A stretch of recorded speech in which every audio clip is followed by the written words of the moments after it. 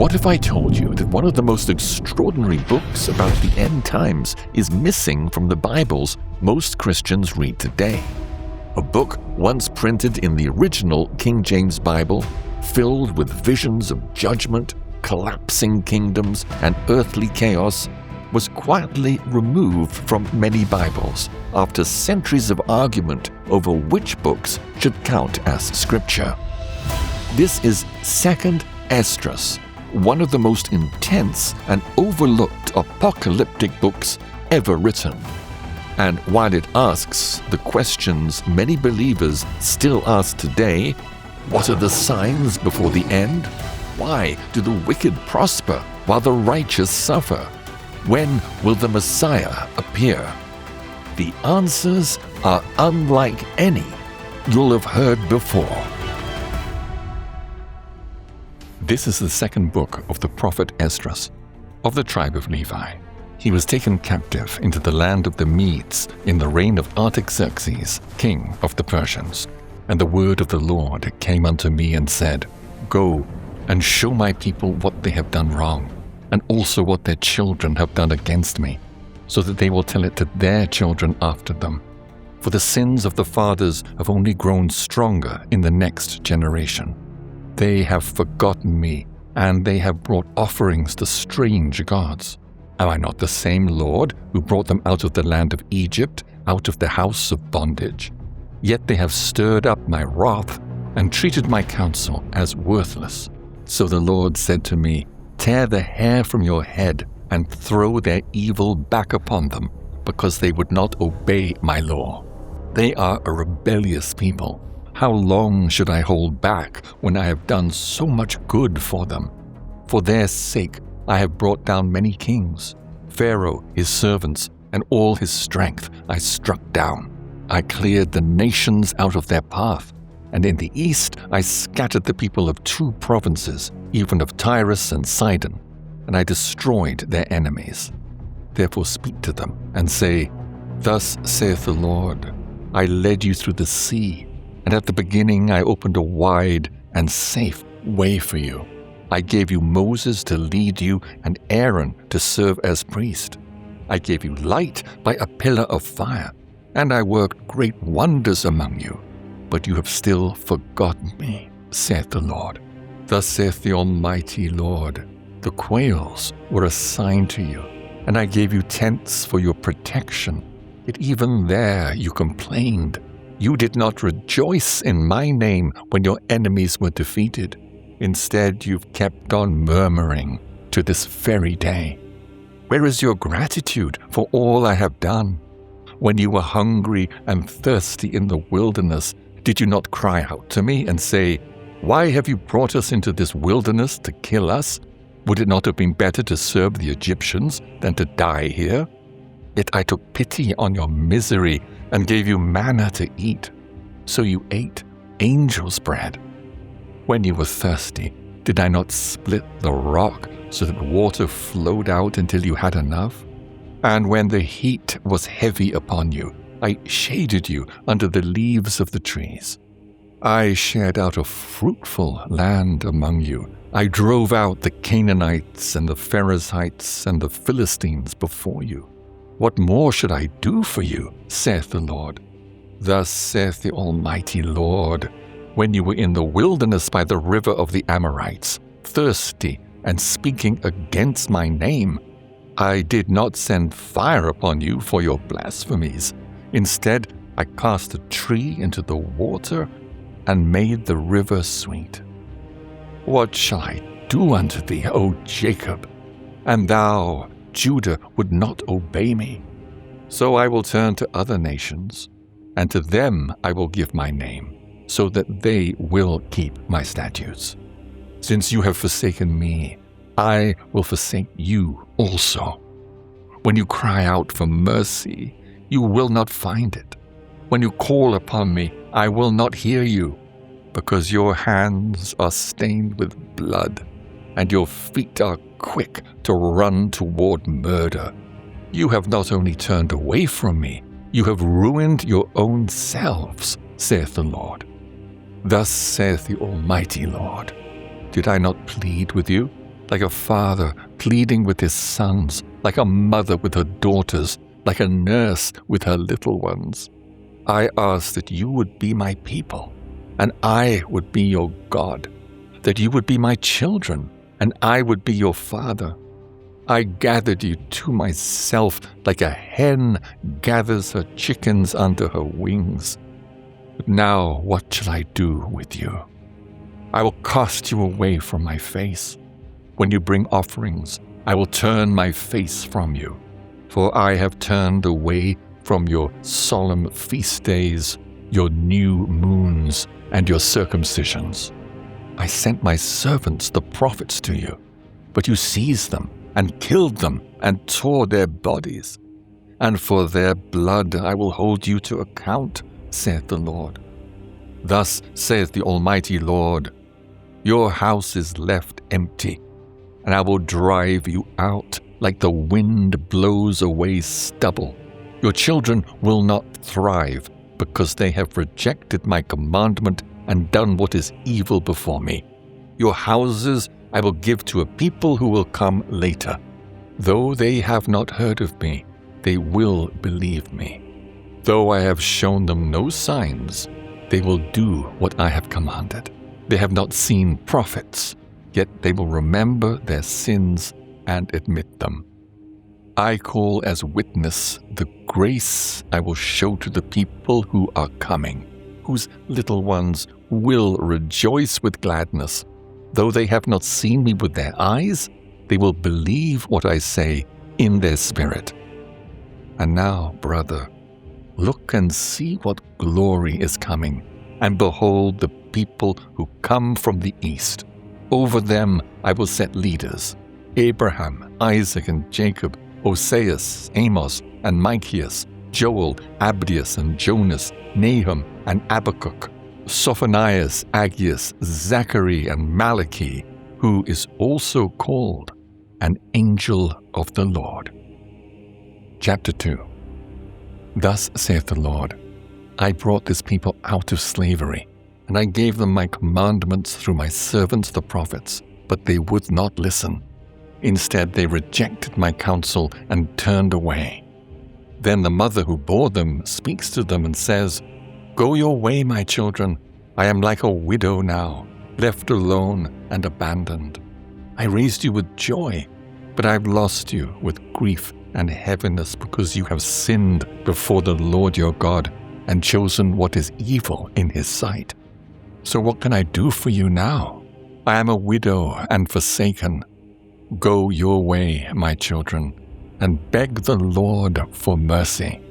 Then I said, O Father, let this be a witness before thee against the mother of these children, because she would not keep my covenant.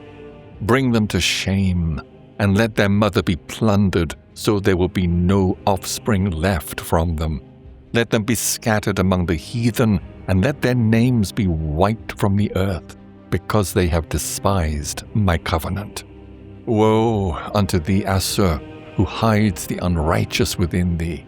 O wicked people, remember what I did to Sodom and Gomorrah. Their land became clods of pitch and heaps of ashes. And in the same way I will deal with those who refuse to hear me, saith the Almighty Lord. Then the Lord said unto Esdras, Tell my people this, I will give them the kingdom of Jerusalem, the gift I would have given unto Israel. I will take their glory to myself, and I will give to these people the everlasting tabernacles I prepared for them. The tree of life will be like a sweet ointment to them, and they will not toil or grow weary. Go, and you shall receive. Pray, and the days of trouble will be shortened for you.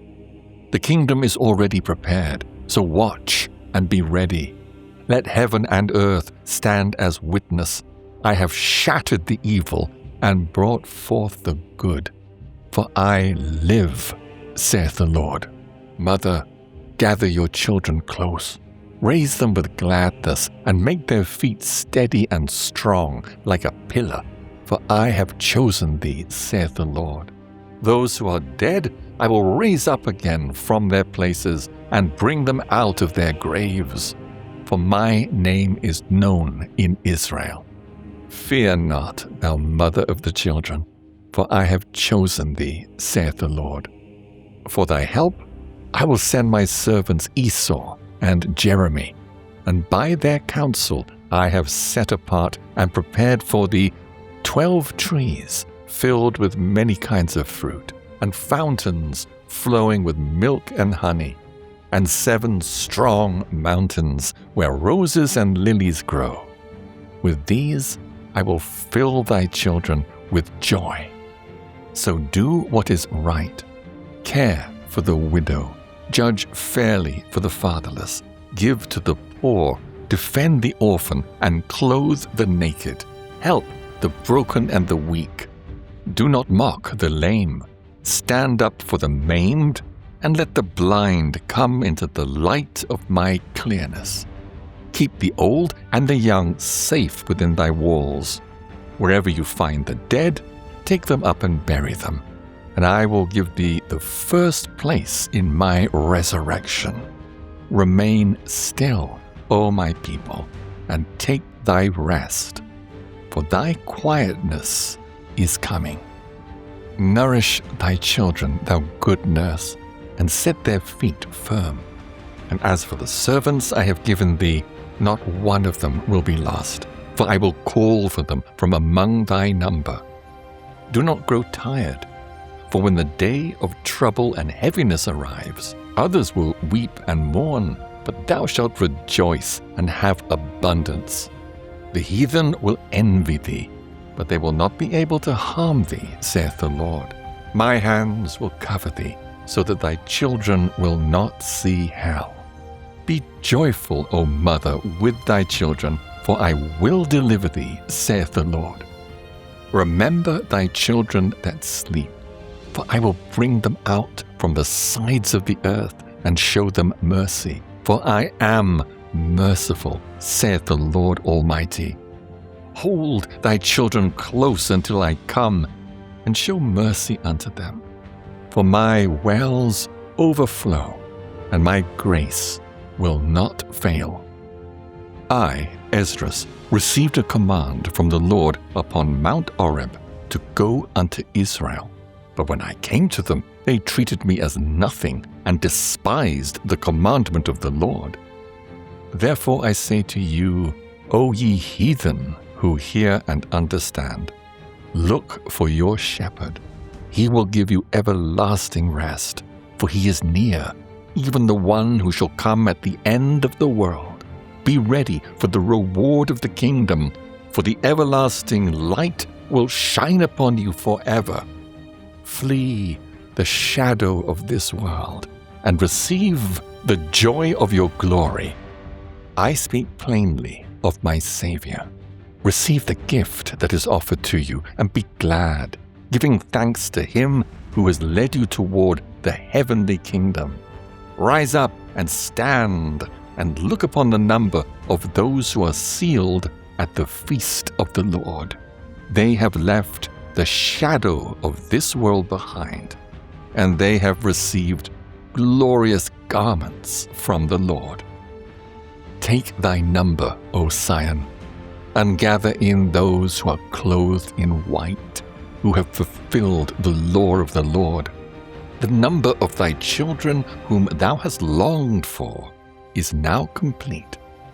Ask the power of the Lord, that thy people who have been called from the beginning may be made holy. Then I, Esdras, saw upon the Mount Zion a great multitude that I could not count, and they all praised the Lord with songs. In the middle of them stood a young man, tall and lifted up, taller than all the rest. He placed crowns upon each of their heads, and he was greater than them all. And I marveled greatly at what I saw. So I asked the angel, Sir, who are these? He answered me, These are the ones who have taken off mortal clothing and put on what is immortal. They have confessed the name of God, and now they are crowned and receive palms. Then I asked, "And who is this young person who crowns them and places palms into their hands?" The angel said to me, "It is the Son of God, whom they confessed in the world." And when I heard this, I began to praise those who had stood so firmly for the name of the Lord. Then the angel said to me, "Go thy way, and tell my people what you have seen, what great things and what mighty wonders the Lord thy God has shown you." Chapter 3. In the 13th year after the ruin of the city, I was in Babylon, lying on my bed with a troubled mind. My thoughts kept rising up within me because I could see the desolation of Zion, and at the same time I could see the wealth and ease of those who lived in Babylon. My spirit was stirred and pained, and fear filled my words as I began to speak to the Most High. O Lord, who rules over all, thou didst speak from the beginning. When thou didst plant the earth, thou didst it alone, and thou didst give commands to mankind. Thou didst form Adam with a body that had no life in it, the work of thine own hands. And then thou didst breathe into him the breath of life, and he became living before thee. Thou didst lead him into paradise, which thy right hand had prepared, even before the world was fully set in its course. Thou didst give him a command to walk in thy way, but he broke it. And as soon as he transgressed, death was appointed for him and for all who would come from him. And from him came nations and tribes and peoples beyond number. And every people followed their own desires. They did many things before thee, but they despised thy commandments. Then in time thou didst bring the flood upon those who lived in the world, and thou didst wipe them out. And just as death came to Adam, so the flood came upon them. Yet thou didst not destroy all. Thou didst spare one, even Noah with his household. And from him came those who would be counted righteous. But after that, when the people of the earth multiplied again and grew into a great crowd with many children, they became even more ungodly than those before them. When their wickedness rose up in thy sight, thou didst choose one man from among them, whose name was Abraham. Thou didst love him, and to him alone thou didst make thy will known. Thou didst make an everlasting covenant with him, and promised that thou wouldest not forsake his seed. Then thou gavest Abraham Isaac, and thou gavest Isaac Jacob and Esau. But Jacob thou didst choose for thyself, and Esau thou didst set aside. And Jacob became a great multitude. Later, when thou didst bring Jacob's seed out of Egypt, thou didst lead them up to the Mount Sinai. Thou didst bow the heavens, thou didst fix earth in its place, thou didst shake the world, and thou didst make the depths tremble, so that the men of that time were filled with dread. Thy glory passed through 4 gates, fire, earthquake, wind, and cold, so that thou mightest give thy law to the seed of Jacob, and teach diligence to the generation of Israel. Yet even then thou didst not take away from them the wicked heart within them, so that thy law could truly bear fruit. For the first Adam carried a wicked heart, and fell into transgression, and he was overcome. And so it has been with all who are born from him. Weakness became something that stayed, and the law sat in the people's hearts side by side with the evil at the root. So the good slipped away, while the evil remained and held its place. So the years passed on, and the times reached their end. And then thou didst raise up a servant for thyself, called David. Thou didst command him to build a city for thy name, and to offer incense and offerings unto thee there. But after many years, the people who lived in that city turned away from thee. In all their ways they acted like Adam and his generations, because they too carried a wicked heart. And so thou gavest thy city into the hands of thine enemies. But are the deeds of those who live in Babylon really better, that they should rule over Zion? When I came here and looked around, I saw evil without number.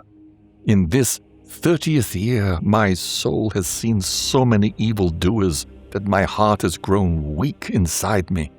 For I have watched how thou dost allow them to go on sinning. Thou hast spared those who do wickedly, yet thy people have been destroyed, and thine enemies have been preserved. And it seems like no explanation has been given. I cannot understand how this path is meant to be. Are the people of Babylon truly better than those of Zion? Is there any other people that knows thee beside Israel? What generation has trusted thy covenants the way Jacob has? And yet their reward is not plain to see, and their labor seems to bear no fruit. I have traveled among the heathen, and I see how they overflow with wealth, and they do not even think about thy commandments. So weigh our wickedness in the balance, and weigh also the wickedness of those who dwell in the world, and it will seem that thy name is found nowhere except in Israel. For when has anyone on earth not sinned in thy sight? And what people has kept thy commandments as they should? Thou wilt find that Israel, at least by name, has held to thy precepts, but the heathen have not. Chapter 4. The angel who had been sent to me, whose name was Uriel, answered me and said, Your heart has gone too far into the matters of this world. Do you really think you can grasp the way of the Most High? I said, Yes, my Lord. And he replied, I have been sent to show you 3 ways, and to place 3 similitudes before you. If you can explain even one of them to me, then I will show you what you are longing to see, and I will also show you where the wicked heart comes from. So I said, Speak on, my Lord. Then he said to me, Go then, tell me the weight of fire. Measure the blast of the wind, or call back the day that has already passed. I answered, What man can do such a thing? Why would you ask this of me? And he said, If I asked you how many dwellings are in the midst of the sea, or how many springs are in the beginning of the deep, or how many springs are above the firmament, or which are the outgoings of paradise, you would likely say, I have never gone down into the deep, nor into hell, and I have never climbed up into heaven. Yet I have not asked you about those far-off things. I have asked you about fire and wind, about the day you've lived through, things that are always around you, and from which you cannot be separated. And even of these, you cannot give me an answer. Then he said, You do not even understand what belongs to you and has grown up with you. So how could your vessel comprehend the way of the highest? And how can you, while the world is outwardly corrupted, fully understand the corruption that is plain in my sight?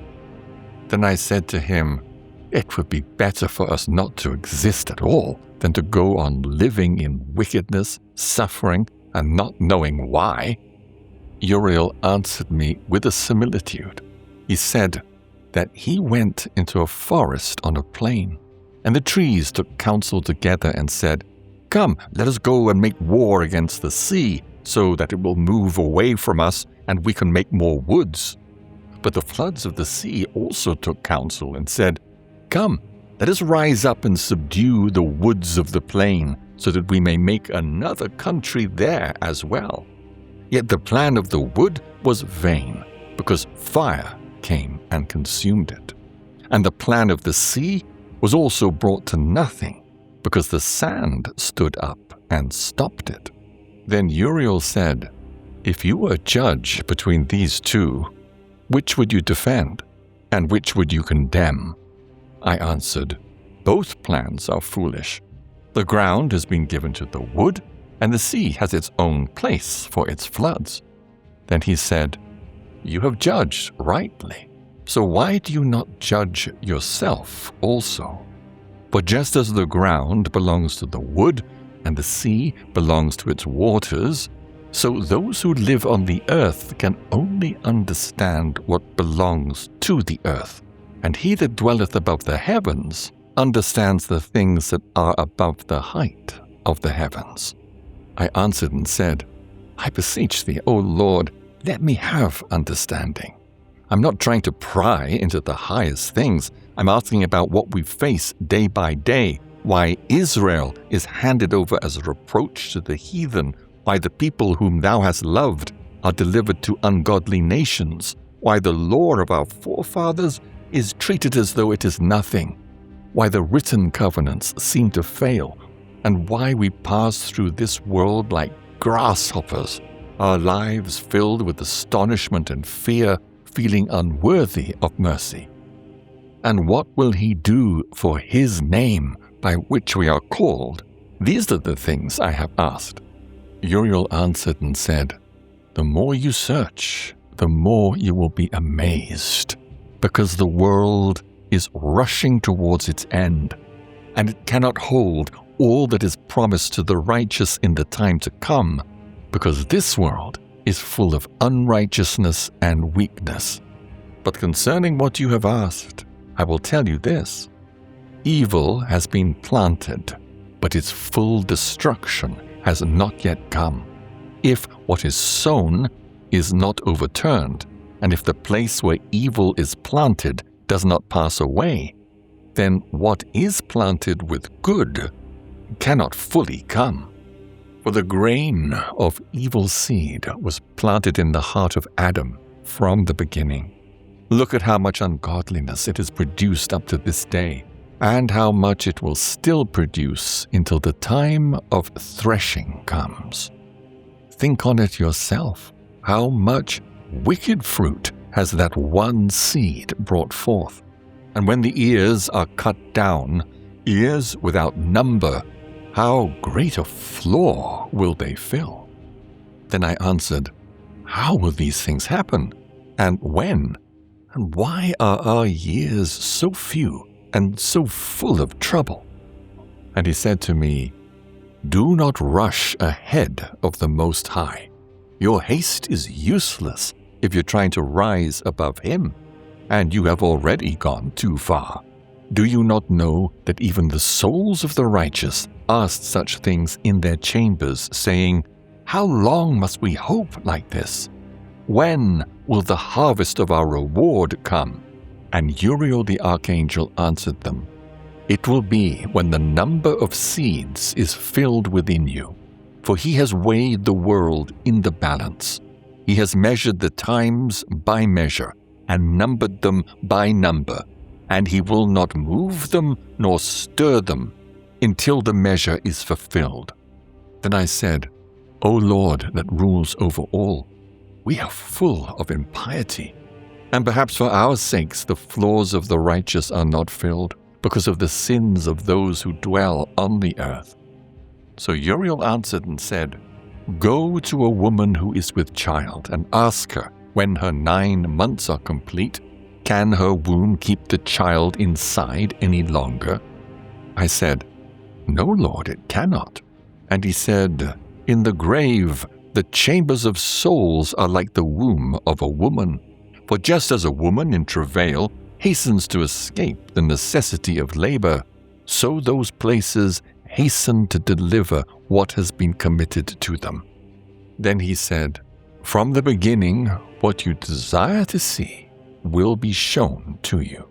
I answered, 'If I have found favor in thy sight, and if it is possible, and if I am fit for it, then show me this. Is there more time still to come than has already passed, or more past than is to come? For what is past I can see, but what is coming I do not know.'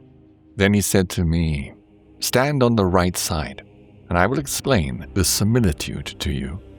So I stood, and I saw an oven pass by me, burning with fierce heat. And when the flame had gone, smoke still lingered behind. After that, a watery cloud passed before me and poured down heavy rain with a storm. When the storm had passed, only the drops remained. Then he said, "Consider it.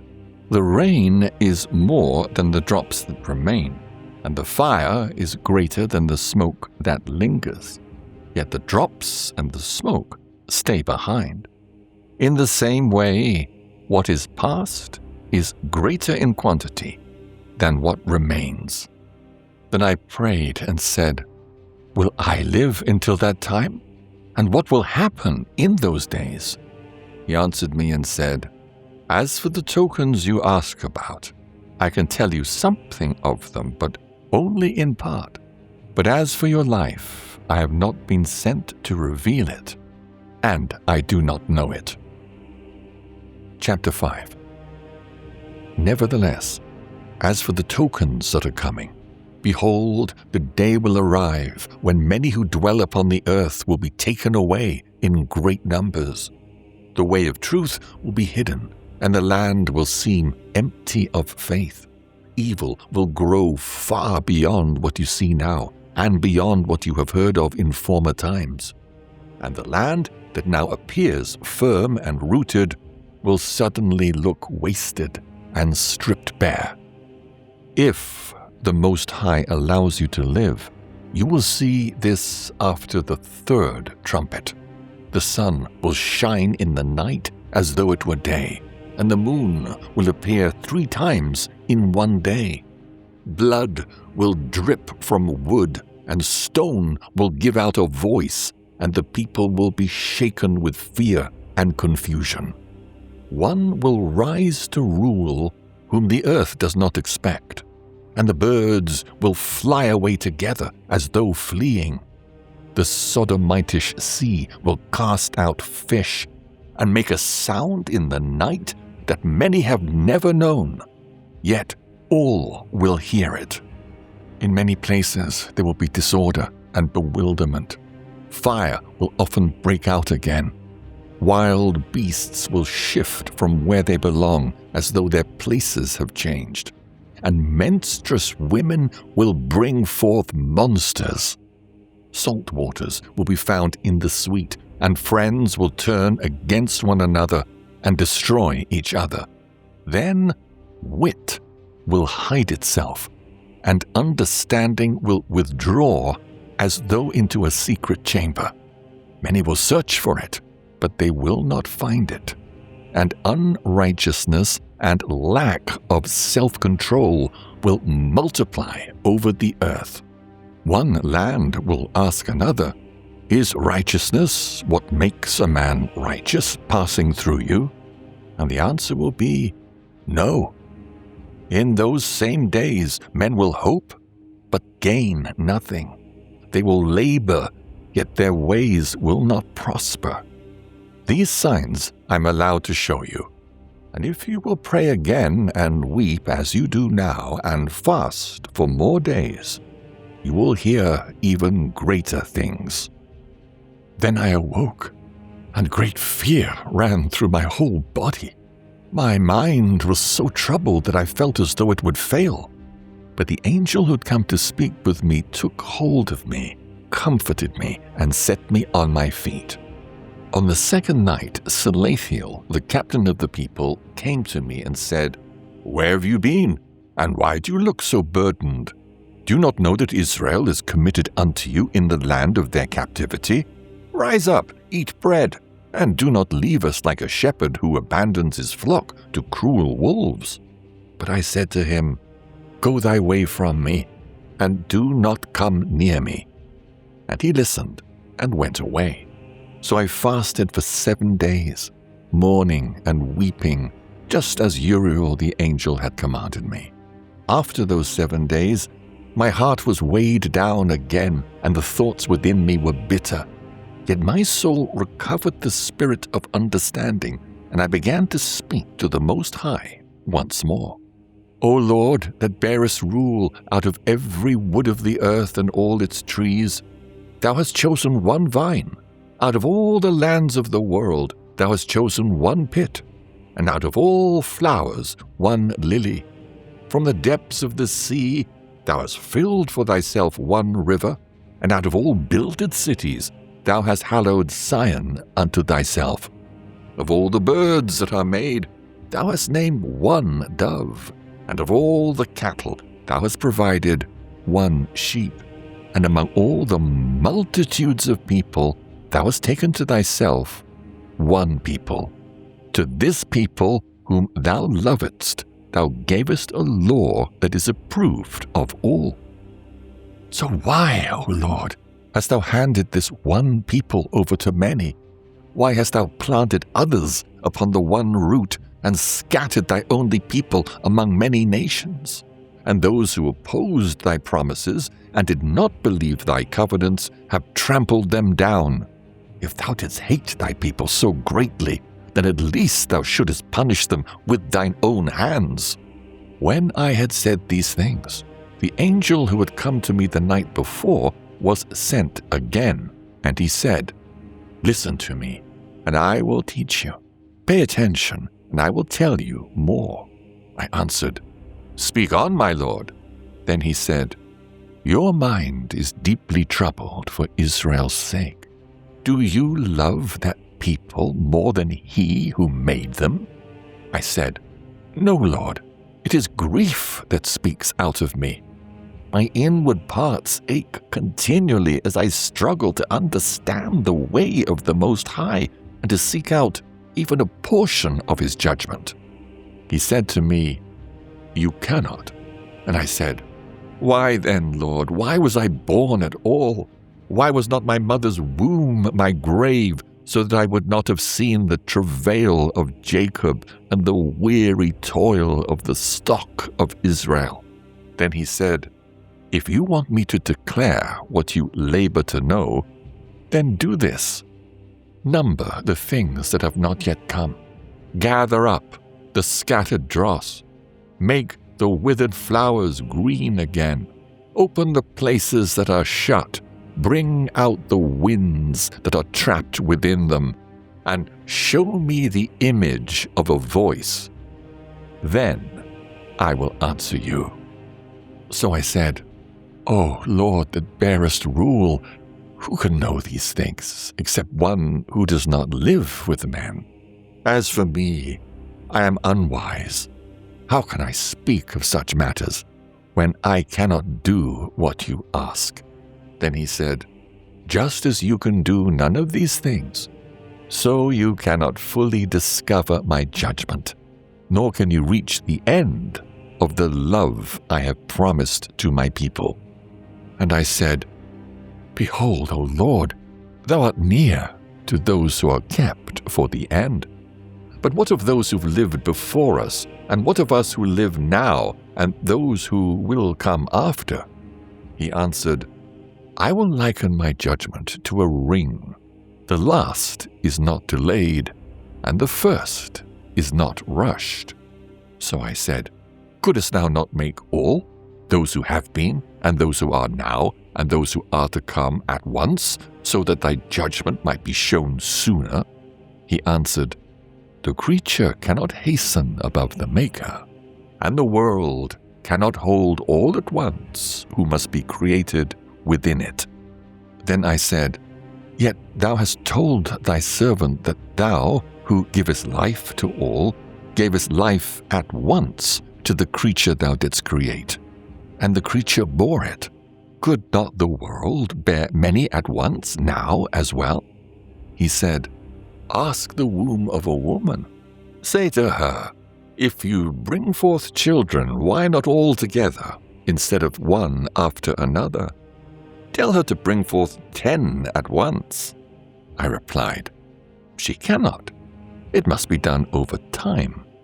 Then he said, In the same way I have given the womb of the earth to those who are sown in it, each in their appointed times.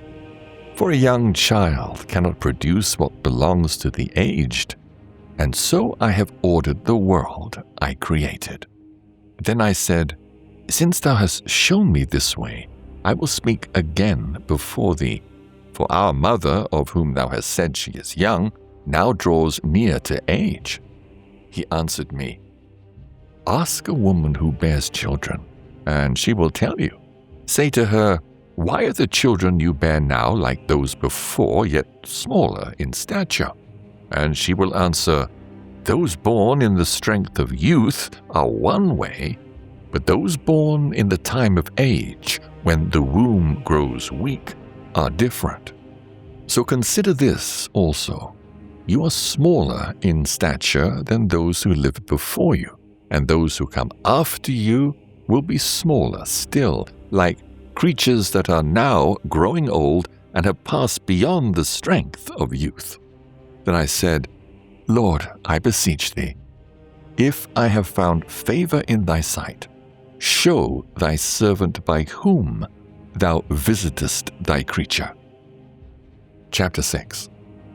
And he said unto me, "In the beginning, before the world had borders, before the winds had any breath, before thunder rolled or lightning flashed, and before paradise had any foundation, before flowers were seen, before the powers that order creation were set in place, and before the angels were gathered in their innumerable multitude, before the heights of the air were lifted, before the measures of the firmament were named, and before there was warmth in the chimneys in Zion, before men had searched out the years, before the devices of them that now sin were shaped, and before they were sealed that have gathered faith for a treasure.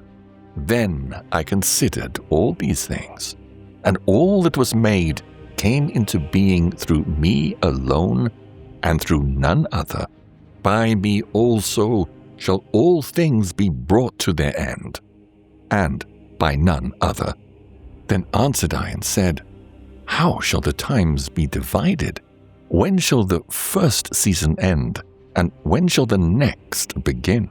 And he said unto me, Look to the generations from Abraham unto Isaac. When Isaac begat Jacob and Esau, even at their birth there was a sign. For Jacob took hold of Esau by the heel. And he said unto me, Esau is set for the ending of this world, and Jacob for the beginning of the world that followeth. Then he warned me not to press further, saying that there is a boundary set as there is space between heel and hand, and that I should not ask beyond that. Then I answered and said, O Lord, that bearest rule, if I have found favor in thy sight, I beseech thee, show thy servant the last part of the tokens. For in the night past thou showedst me only a portion. So he answered and said unto me, Rise and stand upon thy feet, and prepare thyself to hear a voice of great strength. It will seem like a mighty stirring, yet the place where thou standest shall remain steady. And when it speaketh, be not afraid, for it speaketh of the end, and it will make plain what is set in the foundations of the earth. And he told me that these sayings shake and tremble, because they are bound up with change, and the end of these things cannot come without the turning of what now is. And it came to pass, when I was standing and listening, that a voice spake, and the sound of it was like many waters. And it said, Behold, the days draw near, when I will visit them that dwell upon the earth. I will search out those who do wrong, and I will call to account the unjust harm they have done through their unrighteousness. And I will bring the affliction of Zion to its full measure. And when the world begins to fade, and its course is finished, then will I show these tokens. The books shall be opened before the firmament, and all shall see together. And it said that strange signs will follow. A child of 1 year shall speak plainly, and women with child shall bring forth children before their time, even at 3 or 4 months, and yet those children shall live and be raised up. Fields that had been planted will suddenly look as though nothing had ever grown there, and storehouses that once were full will be found empty, without warning. Then shall the trumpet sound, and when every man heareth it, fear will fall upon them suddenly. In that time friends shall rise against friends as if they were enemies. The earth itself shall stand in dread, and those who dwell in it shall tremble with it. The springs of fountains shall stop, and for 3 hours they shall not run. Then the voice said, that whoever remains after these things shall escape, and shall see my salvation and the end of your world. And there are some who are received who shall see it, even men who have not tasted death from their birth. And the heart of the inhabitants shall be changed, and their understanding shall be turned into another meaning. For evil shall be driven out, deceit shall be quenched, and faith shall rise. Corruption shall be overcome, and the truth, which for a long time has stood without fruit, shall be made known at last.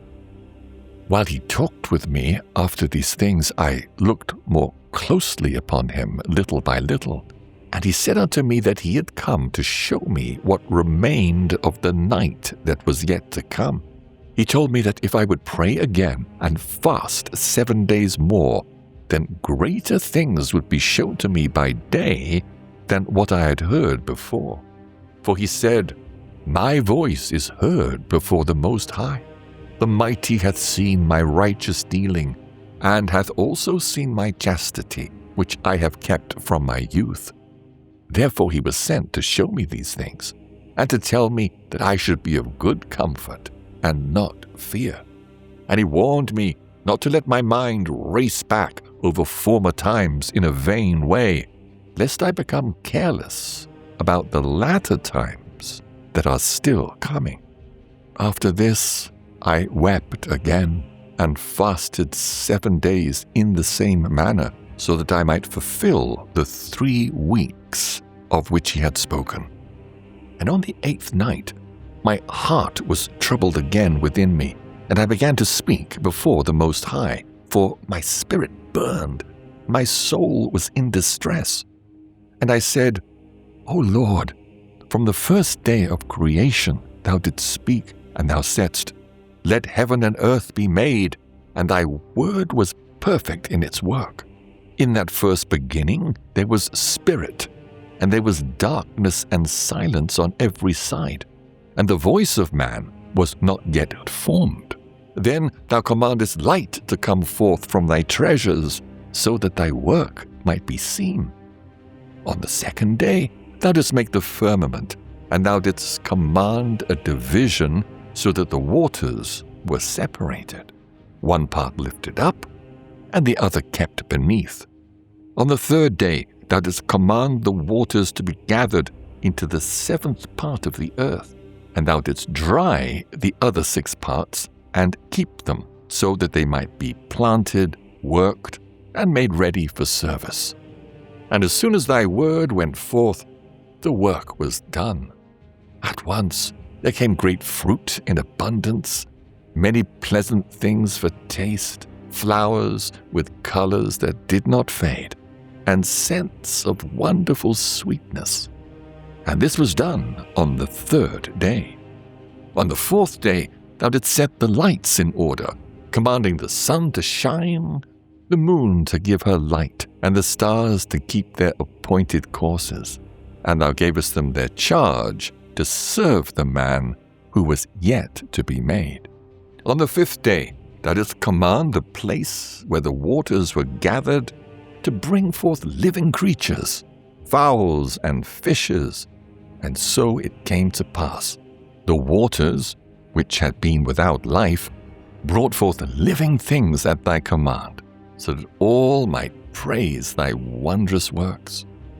Then thou didst ordain 2 great living creatures, and thou didst name the one Enoch, and the other Leviathan. Thou didst part them from one another, because the gathered waters could not hold them both. To Enoch thou gavest a portion of the dry land, made ready on the 3rd day, to dwell in the place where there are 1,000 hills. But to Leviathan thou gavest the 7th part, the moist, and thou hast kept him for whom thou wilt, and for the time thou wilt. On the 6th day thou didst command the earth to bring forth beasts, cattle, and creeping things. And after these thou madest Adam, and thou set him over all thy creatures. From him come we all, and from him also cometh the people whom thou hast chosen. All this I speak before thee, O Lord, because thou makest the world for our sakes. Yet of the other peoples who also come of Adam, thou hast said they are as nothing, and thou hast likened their multitude to a drop that falls from a vessel. And now, O Lord, these heathen, who were once counted as nothing, have begun to rule over us and to devour us. But we are thy people, whom thou hast called thy firstborn, thy only begotten, and thy fervent lover. And yet we are given into their hands. If the world was made for our sakes, why do we not receive an inheritance with the world? How long shall this endure? Chapter 7. And when I'd finished speaking these words, the angel who'd been sent to me on the nights before came again, and he said unto me, Rise up, Esdras, and hear what I am come to tell thee. And I said, Speak on, my God. Then he said unto me, Think of the sea. It lies in a wide place, so it can be deep and vast. But imagine its entrance were tight, like a river mouth. If a man desired to reach the open sea and see it as it truly is, how could he do it, unless he passed through the narrow way first? If he will not go through the strait, he will never come into the broad. And he said unto me, I will give thee another similitude. There is a city built in a wide field, filled with good things. Yet the entrance into it is narrow and dangerous, like a place where a man could slip and be lost. On the right there is fire, and on the left deep water, and between them there is only one thin path, so small that only one man can pass at a time. If this city were given to a man for an inheritance, but he refused to go through the danger that stands before it, how shall he ever receive what is promised? And I said, It is so, Lord. Then he said unto me, Even so is Israel's portion. And he said unto me, For their sakes I made the world. And when Adam broke my statutes, what thou seest now was decreed. From that time the entrances of this present world were made straight, full of sorrow, toil, trouble, and peril. The days are few and they are hard. But the entrances of the elder world were wide and safe, and they brought forth fruit that did not perish. Therefore, if those who live will not strive to pass through these narrow ways, they can never receive the wide things that are laid up for them. Then he said unto me, Why dost thou trouble thyself so greatly, seeing thou art corruptible? Why art thou shaken, seeing thou art mortal? Why fixest thou thy mind on what is present, and not rather on what is to come? Then answered I and said, O Lord, that bearest rule, thou hast appointed in thy law that the righteous should inherit, and the ungodly should perish. Yet this grieves me. The righteous suffer straight things now, while they hope for the wide. And the wicked also suffer straight things, but they shall never see the wide. Then he said unto me, There is no judge above God, and none hath understanding above the highest. Many perish in this life, because they despise the law set before them. And he said unto me, I have not left men without guidance.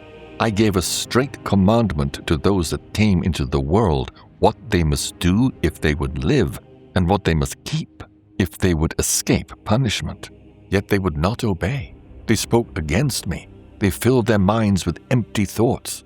By their own wicked deeds they deceived themselves.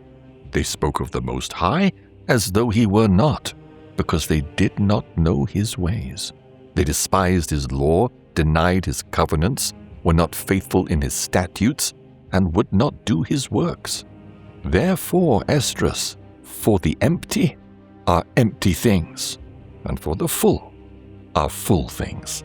Then he said unto me, Behold, the time cometh when the tokens I have told thee shall be fulfilled. The bride shall appear, and she that is now withdrawn from the earth shall be seen coming forth. And whoever is delivered from the evils spoken of before shall see my wonders.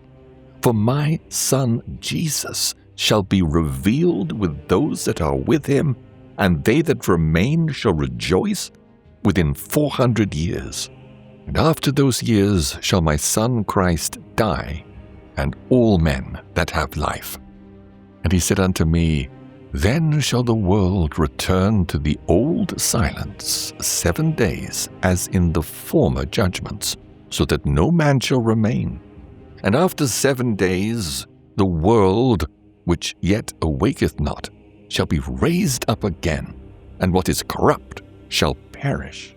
Then shall the earth give back those that sleep in her, and the dust shall restore them that dwell in silence, and the secret places shall deliver the souls that were committed unto them.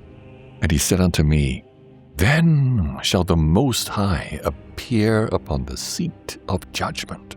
Misery shall pass away, and long suffering shall have an end. Judgment shall stand alone, truth shall remain, and faith shall grow strong. Then shall the work follow after, and the reward shall be shown. Good deeds shall have their force, and wicked deeds shall bear no rule. Then said I, Many have prayed for others in times past. Abraham prayed for the Sodomites, and Moses for the fathers that sinned in the wilderness. Joshua prayed for Israel in the time of Achan. Samuel and David prayed in days of destruction, and Solomon for them that should come to the sanctuary. Elias prayed for those that received rain, and for the dead that he might live. Ezekiel prayed for the people in the time of Sennacherib, and many for many. So now also, seeing corruption is grown, and wickedness increased, and the righteous have prayed for the ungodly, why should it not be so now? Then he answered me and said, This present life is not the end where much glory abides. Therefore did they pray for the weak. But the day of doom shall be the end of this time, and the beginning of the immortality to come, wherein corruption is past. Then shall intemperance be finished, infidelity cut off, righteousness grown, and truth sprung up. And then shall no man be able to rescue the one that is destroyed, nor shall any be able to oppress the one that has gained the victory.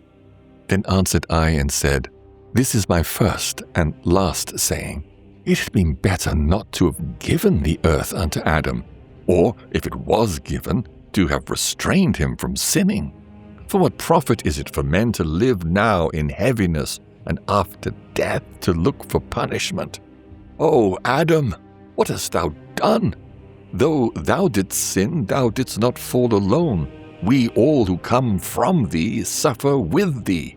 What good is it to us if an immortal time is promised while we have done the works that bring death? What good is an everlasting hope when we have made ourselves vain through wickedness? What good are dwellings of safety laid up for us if we have lived in evil? The glory of the Most High is kept to defend those who've walked carefully, yet we have walked in the worst ways.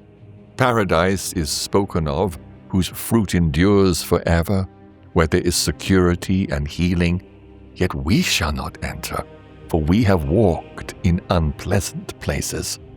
The faces of those who used abstinence shall shine above the stars, while our faces shall be darker than darkness. For while we lived and did iniquity, we did not consider that after death we must suffer for it. Then answered he me and said, This is the condition of the battle which every man born upon the earth must fight. If he be overcome, he shall suffer, as thou hast said. But if he gets the victory, he shall receive what I have spoken. For this is the life whereof Moses spake, saying, Choose thee life, that thou mayest live. Yet they believed not him, nor the prophets after him, nor the words that were spoken to them, so that heaviness should not be their end, but joy should be theirs if they were persuaded to salvation. Then answered I and said, I know, Lord, that the Most High is called merciful. He hath mercy upon them that are not yet come into the world, and also upon those that turn to his law. He is patient, and long suffereth those that have sinned, because they are his creatures. He is ready to give where it needeth. He is rich in mercy, multiplying mercies to them that are present, and to them that are past, and also to them that are to come. For if he did not increase his mercies, the world would not continue with those that inherit in it. And he pardoneth. For if he did not pardon in his goodness, so that those who have done iniquity might be eased of it, scarcely a small part of men would remain alive. And if, as judge, he did not forgive those that are healed by his word, and did not put away the multitude of contentions, then very few would be left, even among an innumerable multitude. Chapter 8. And he answered me and said, The Most High has allowed this present world to be filled with many, but the world that is coming is kept for few. And he said unto me, Esdras, hear a similitude. Ask the earth what it gives, and it will tell thee this. It produces heaps of common soil, enough to form countless clay pots, yet the fine dust from which gold is taken is small. Even so it is with this age. Many come into being, but few are brought to salvation. So I said within myself, Take in understanding, O my soul, and feed on wisdom. For thou hast agreed to listen, and thou art willing to speak what thou art shown. And thy time here is short, no more than the span of thy life. Then I prayed and said, O Lord, if thou dost not allow thy servant to speak before thee, and if thou dost not plant seed in our hearts and train our minds to understand, how can a man live who is corrupt, though he bears the form of a man? For thou art the only one, and all of us are the work of thy hands, even as thou hast said. For when a child is being formed in the womb, thou dost shape the body and set each part in place. Thy creature is guarded, though it passes through fire and water, and for 9 months thy workmanship endures within her. The one who keeps the child and the child that is kept are both preserved by thee. And when the appointed time comes, the womb that has sheltered it gives up what is grown inside. Thou hast also ordered that milk should be drawn from the breasts, so that the newborn may be sustained for a season, until thou dost lead it into the days of thy mercy.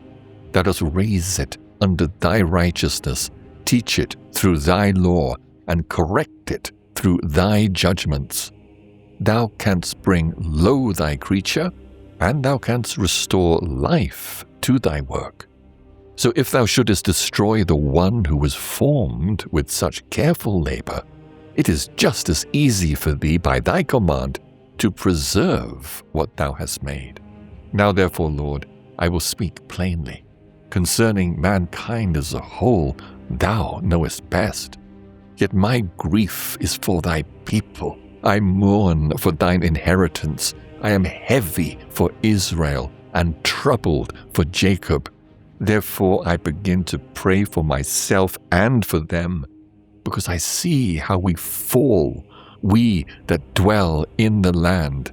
And yet I have also heard how swiftly the judge draws near.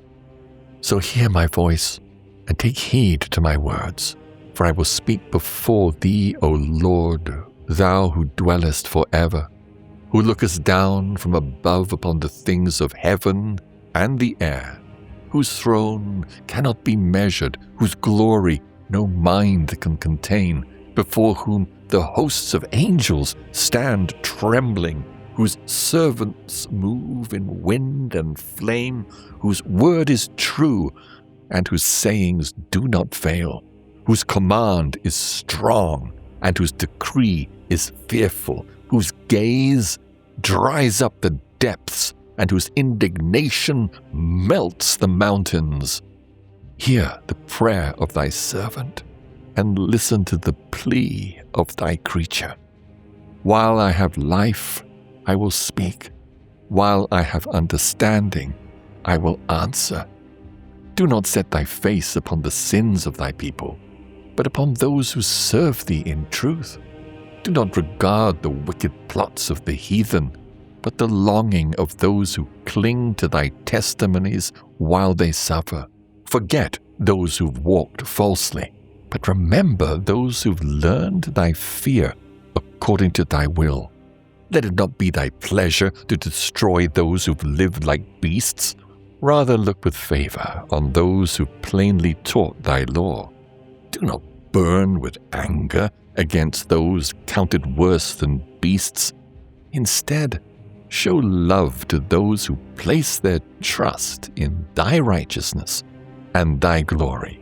For we and our fathers waste away with many weaknesses, yet because of us sinners, thou art called merciful.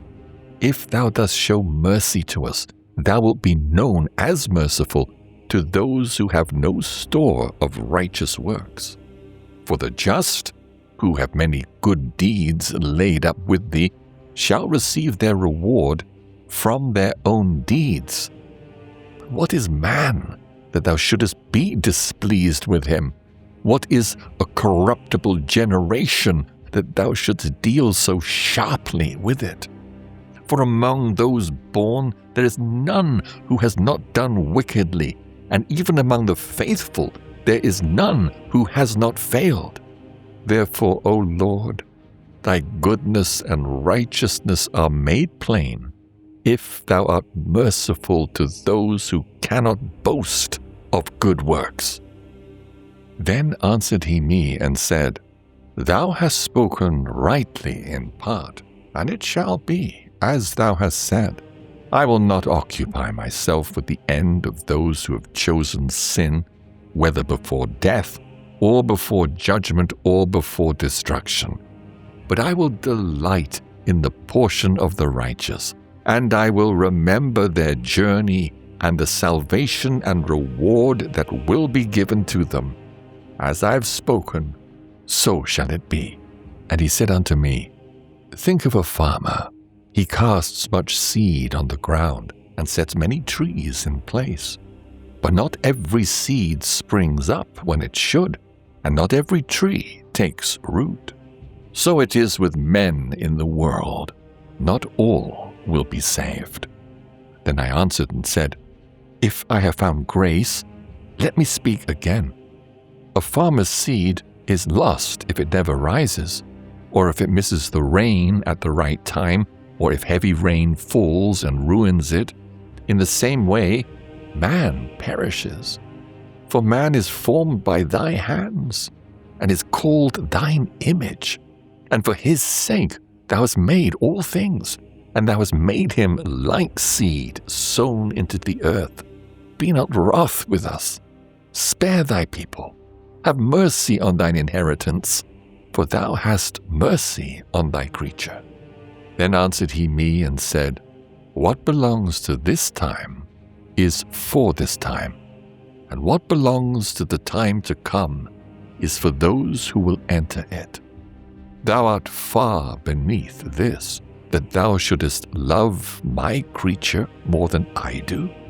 Yet I have often drawn near unto thee, and unto it also, but never unto the unrighteous.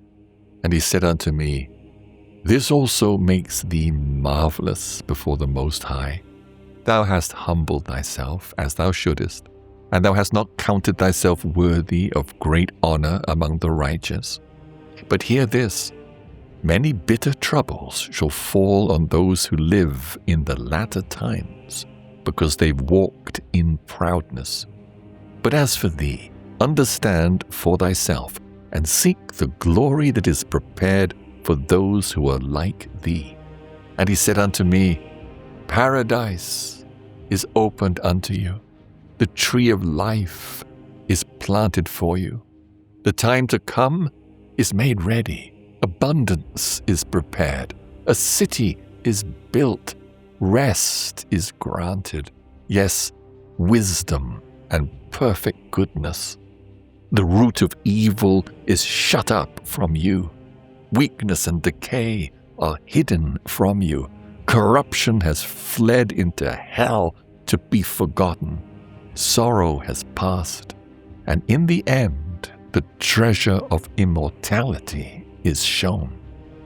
Therefore ask no more about the multitude that perish, for they were given freedom and used it to despise the Most High, mock his law, and leave his ways.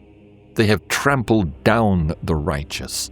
In their hearts they have said there is no God, even while knowing they must die. As these blessings are prepared for you, so thirst and pain are prepared for them. For it was not his will that men should come to nothing, but those who were created have dishonored the name of him that made them, and have been unthankful to him who prepared life for them. Therefore my judgment is near. And he said unto me, I have not shown these things to all men, but to thee and to a few like thee. Then answered I and said, Behold, O Lord, thou hast shown me many wonders that thou wilt begin to do in the last times, but thou hast not shown me the time when these things shall be. Chapter 9. He answered me and said, Watch the course of time carefully. When you begin to see the signs I told you about earlier coming to pass, then you will know that the moment has arrived when the Highest will begin to visit the world he made. So when earthquakes happen and nations are thrown into unrest, you should understand that these are the very things the Most High spoke of long ago from the beginning. Everything in this world has a beginning and an ending, and in the end it becomes clear. In the same way, the times appointed by the Highest also have clear beginnings, marked by wonders and mighty acts, and clear endings, marked by results and signs.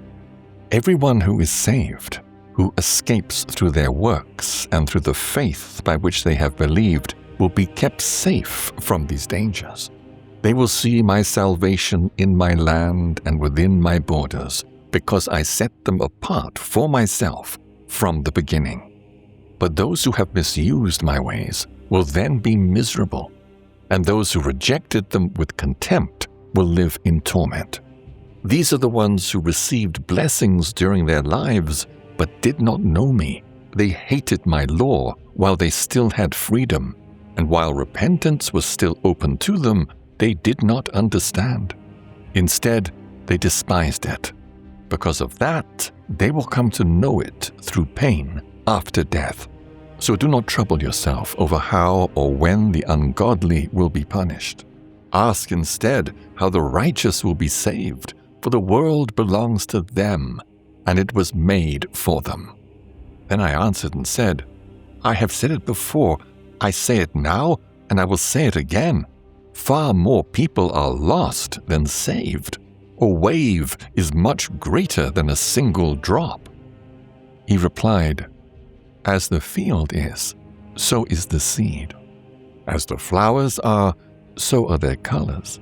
As the craftsman is, so is his work. As the farmer is, so is the harvest he brings forth. So it was in the time of the world, when I prepared the world before it was made, so that those now living might dwell in it. No one spoke against me. At that time, all obeyed. But now the people created in this finished world have become corrupted by a lasting evil seed, and by a law beyond searching, they have turned themselves away. So I looked upon the world, and I saw the danger brought into it by the thoughts and schemes that had entered it. Yet I looked on it with great mercy, and I preserved for myself one grape from the cluster, and one plant from a great people. Let the great crowd perish then, since they were brought forth in vain. But let my grape remain, and my plant be kept, for I have shaped it with great labor. But if you are willing, wait another 7 days. Do not fast during them. Go instead to a field full of flowers where no house has been built. Eat only what grows there. Do not taste flesh or drink wine, but live only on the flowers of the field. Pray constantly to the Highest, and I will come and speak with you again."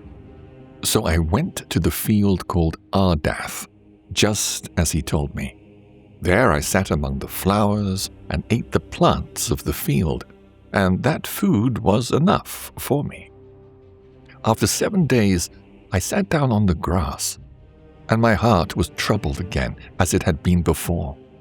Then I opened my mouth and spoke before the Most High. I said, "O Lord, who revealed thyself to us, thou didst reveal thyself to our fathers in the wilderness, in a place no man walked, in a barren land, when they came out of Egypt. Thou didst say, Hear me, O Israel, and listen to my words, seed of Jacob. I plant my law within you, and it will bear fruit in you, and through it you will be honored forever. But our fathers, though they received the law, did not keep it. They did not obey thy commands. The fruit of thy law did not fail, nor could it, because it was thine. Yet those who received it were destroyed, because they did not keep what had been planted in them. Usually, when seed is sown in the ground, or a ship is cast into the sea, or food and drink are placed into a vessel, if the place that received them is destroyed, then what was placed in it is lost as well, and does not remain with us. But that has not happened in our case. We receive the law, yet we perish because of sin, and so does the heart that received it. Still, the law itself does not perish. It remains in its strength. As I was saying these things in my heart, I looked behind me and saw a woman on my right side. She was mourning and crying out loudly. Her heart was full of grief, her clothes were torn, and ashes were on her head. Then I set aside the thoughts I had been carrying and turned to her. I said, "Why are you weeping? Why is your heart so full of sorrow?" She said to me, "Sir, leave me alone so I may mourn and add to my grief, for I am deeply troubled in my soul and brought very low." I said to her, "What is wrong with you? Tell me." She answered, "I, thy servant, was barren and had no child, though I had a husband for 30 years.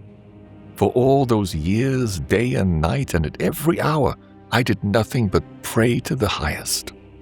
After 30 years, God heard me, looked on my suffering, considered my trouble, and gave me a son.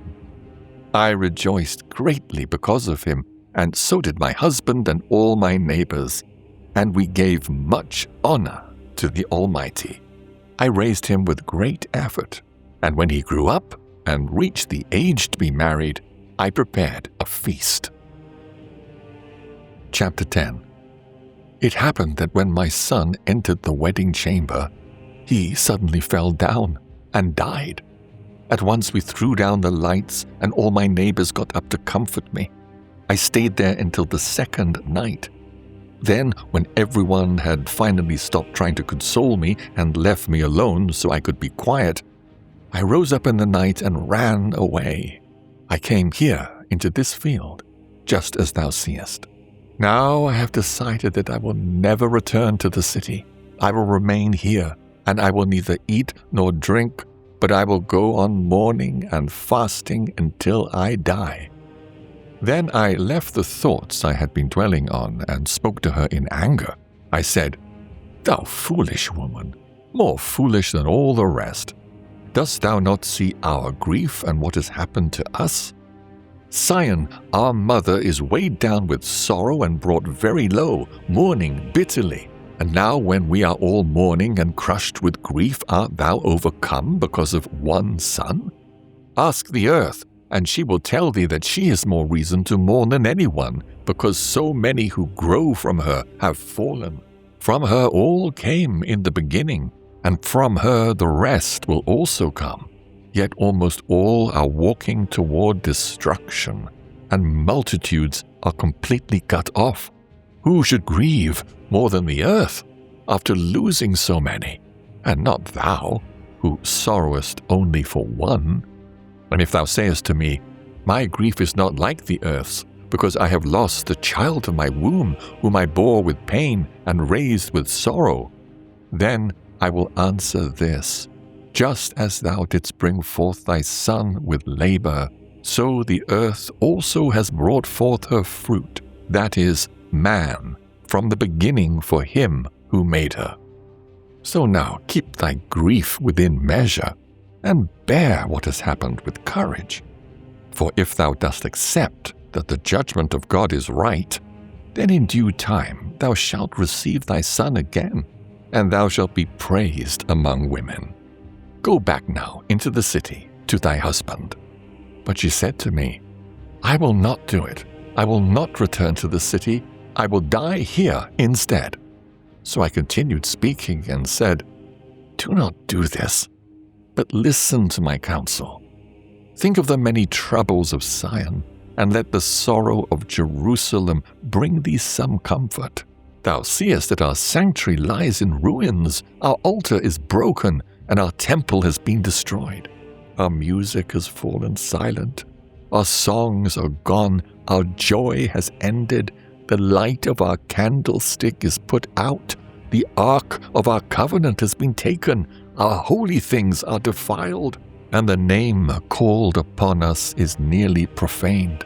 Our children are humiliated, our priests have been burned, our Levites have gone into captivity, our virgins have been defiled, and our wives have been violated. Our righteous men have been carried away, our little ones destroyed, our young men made slaves, and our strong men left weak. And worst of all, the honor of Sion has been stripped away, for she has been handed over to those who hate us. So cast off this great heaviness, and put away this flood of sorrow, so that the mighty may show mercy to thee again, and the highest may give thee rest and relief from thy suffering. While I was still speaking to her, her face suddenly began to shine, and her appearance flashed with brightness. I was afraid to look at her, and wondered what this could mean. Then all at once she cried out with a loud and terrible voice, and the earth shook at the sound of her cry. I looked again, and the woman was gone. In her place there appeared a city already built, and a great open space rose up from its foundations. Then fear came upon me, and I cried out with a loud voice, saying, Where is Uriel, the angel who came to me at first? He has caused me to fall into many deep trances, and now my end is turned into decay, and my prayer into rebuke. As I was speaking, he came to me and looked upon me. I lay there like a dead man with my understanding gone from me. But he took me by the right hand, comforted me, set me on my feet, and said, "What troubles thee? Why art thou so disturbed? Why is thy understanding shaken? And why are the thoughts of thy heart in turmoil?" I answered, "Because thou hast left me alone. Yet I did what thou commandest. I went into the field, and now I have seen things that I cannot explain. I hear what I do not understand. Has my mind deceived me, or is my soul caught in a dream? So now I beg thee, show thy servant what this vision means." He answered and said, "Stand up like a man, and I will instruct thee." Then I said, "Speak, my lord, I pray thee. Only do not leave me, lest I die and lose the hope I still have. For I have seen what I did not know, and I have heard what I cannot understand. Has my reason failed me, or is my soul dreaming? I beg thee, make this vision known to thy servant." He answered me and said, "Listen, and I will explain it to thee, and show thee why thou art afraid. The Highest is revealing many hidden things to thee. He has seen that thy path is right, because thou sorrowest continually for thy people, and mournest deeply for Zion. This is the meaning of the vision thou hast just seen. Thou sawest a woman in mourning, and thou didst begin to comfort her. But now thou no longer seest the woman's form. Instead, a city appeared before thee. As for what she told thee about the death of her son, this is the meaning. The woman thou sawest is Zion, and when she appeared to thee as a city already built, that was also Zion. When she said that she had been barren for 30 years, this means the 30 years in which no offering was made there. Then, after those 30 years, Solomon built the city and offered sacrifices. And so the barren woman brought forth a son. And when she said she raised him with labor, that refers to the dwelling of Jerusalem. When she told thee that her son went into the marriage chamber, fell, and died, this pointed to the destruction that came upon Jerusalem. Thou sawest her outward form, and because she mourned for her son, thou didst begin to comfort her. Now, the meaning of those events has been opened to thee, for the Most High has seen that thy grief for her is true, and that thou dost suffer from thy whole heart for her sake. Because of this, He has shown thee the brightness of her glory and the beauty of her splendor.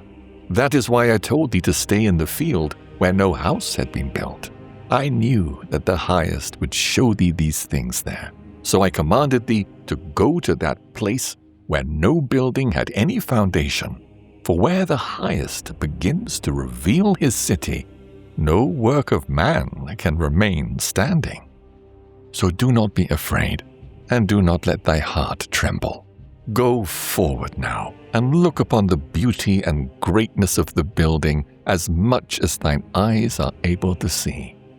After that, thou shalt hear as much as thine ears are able to receive, for thou art blessed above many others, and thou art called by the Highest, and only a few are so called.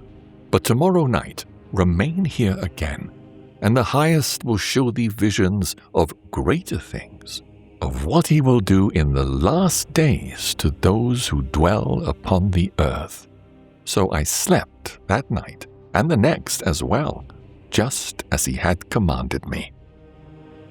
Chapter 11. Then I saw a dream. Out of the sea there rose an eagle with 12 great wings covered in feathers and 3 heads. I watched as she spread her wings across the whole earth. The winds of heaven blew upon her and gathered around her. As I looked closer, other feathers began to grow out from her, strange ones, unlike the first, and these became small feathers. Her heads remained still, The middle head was larger than the other two, though it stayed at rest with them.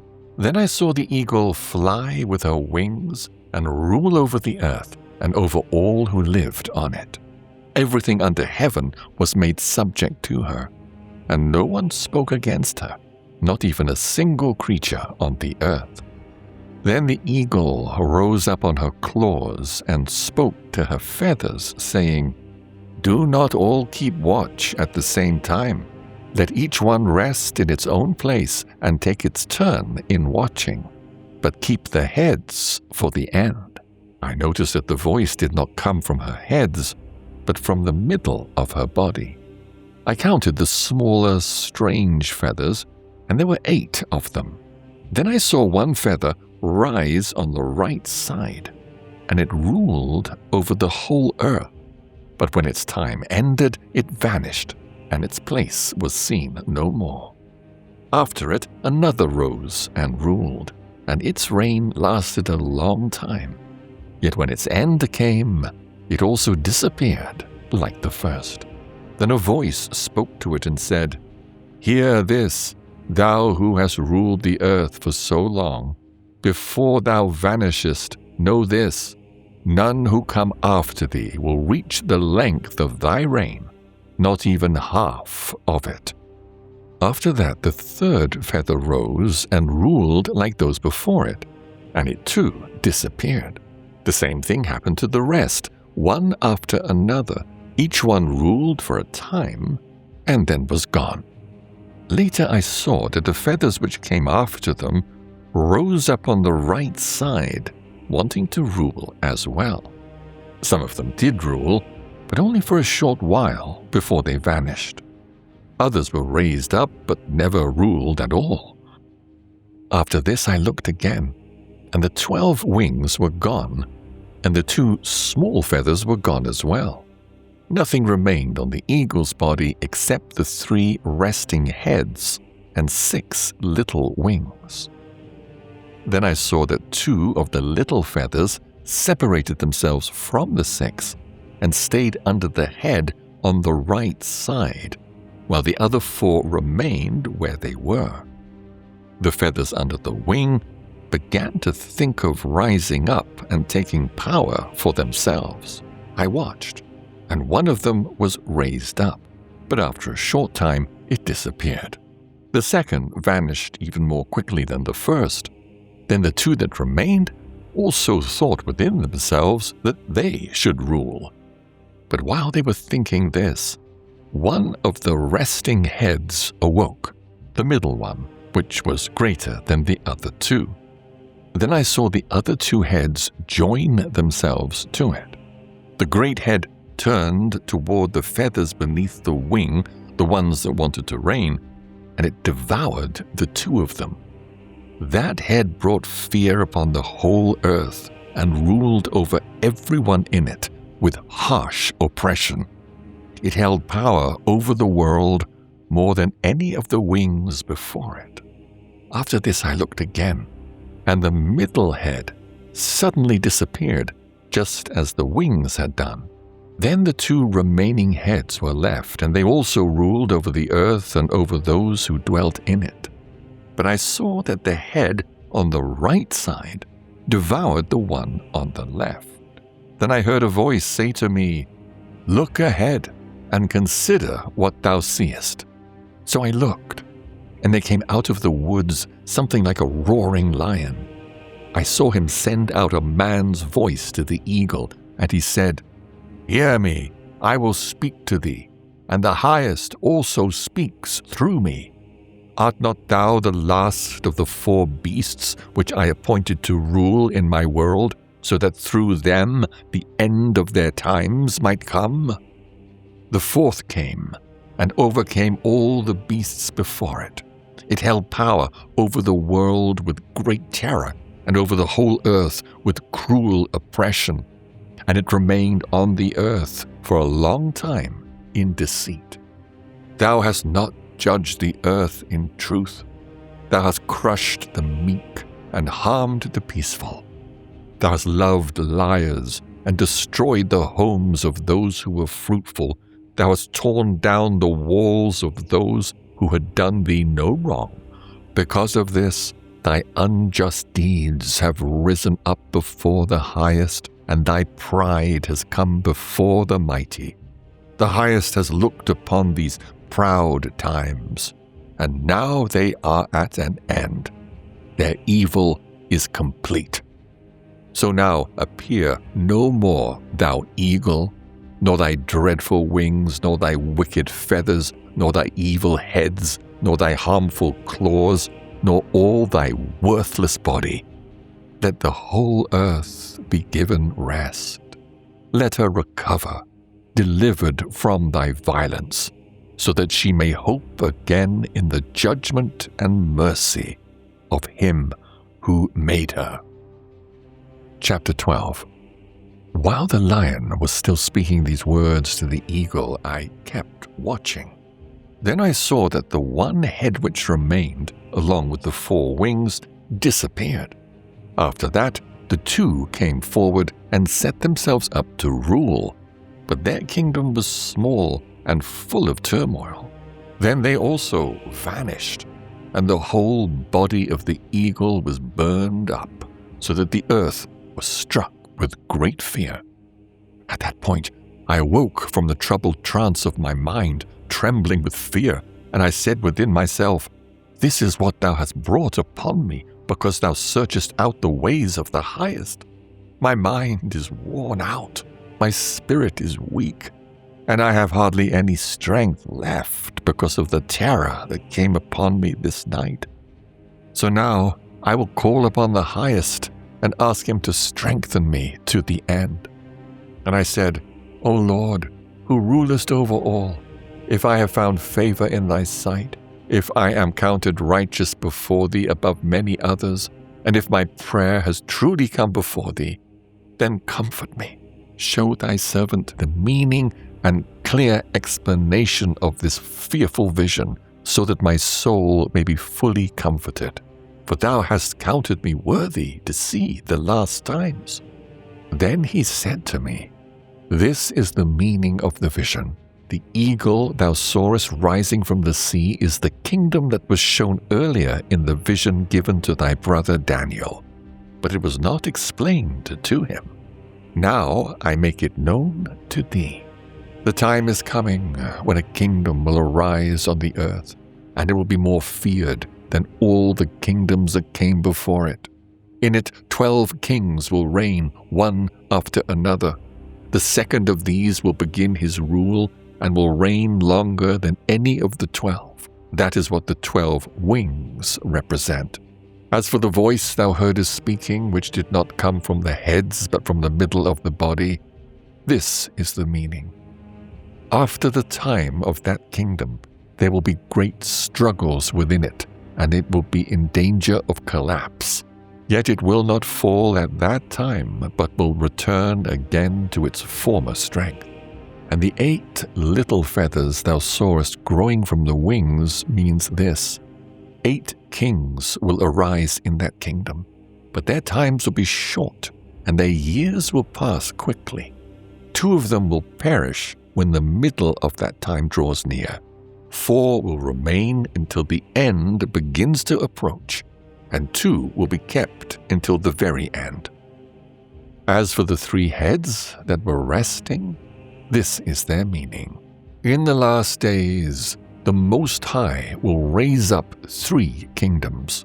He will renew many things through them, and they will rule over the earth and over those who live on it with more oppression than any who came before them.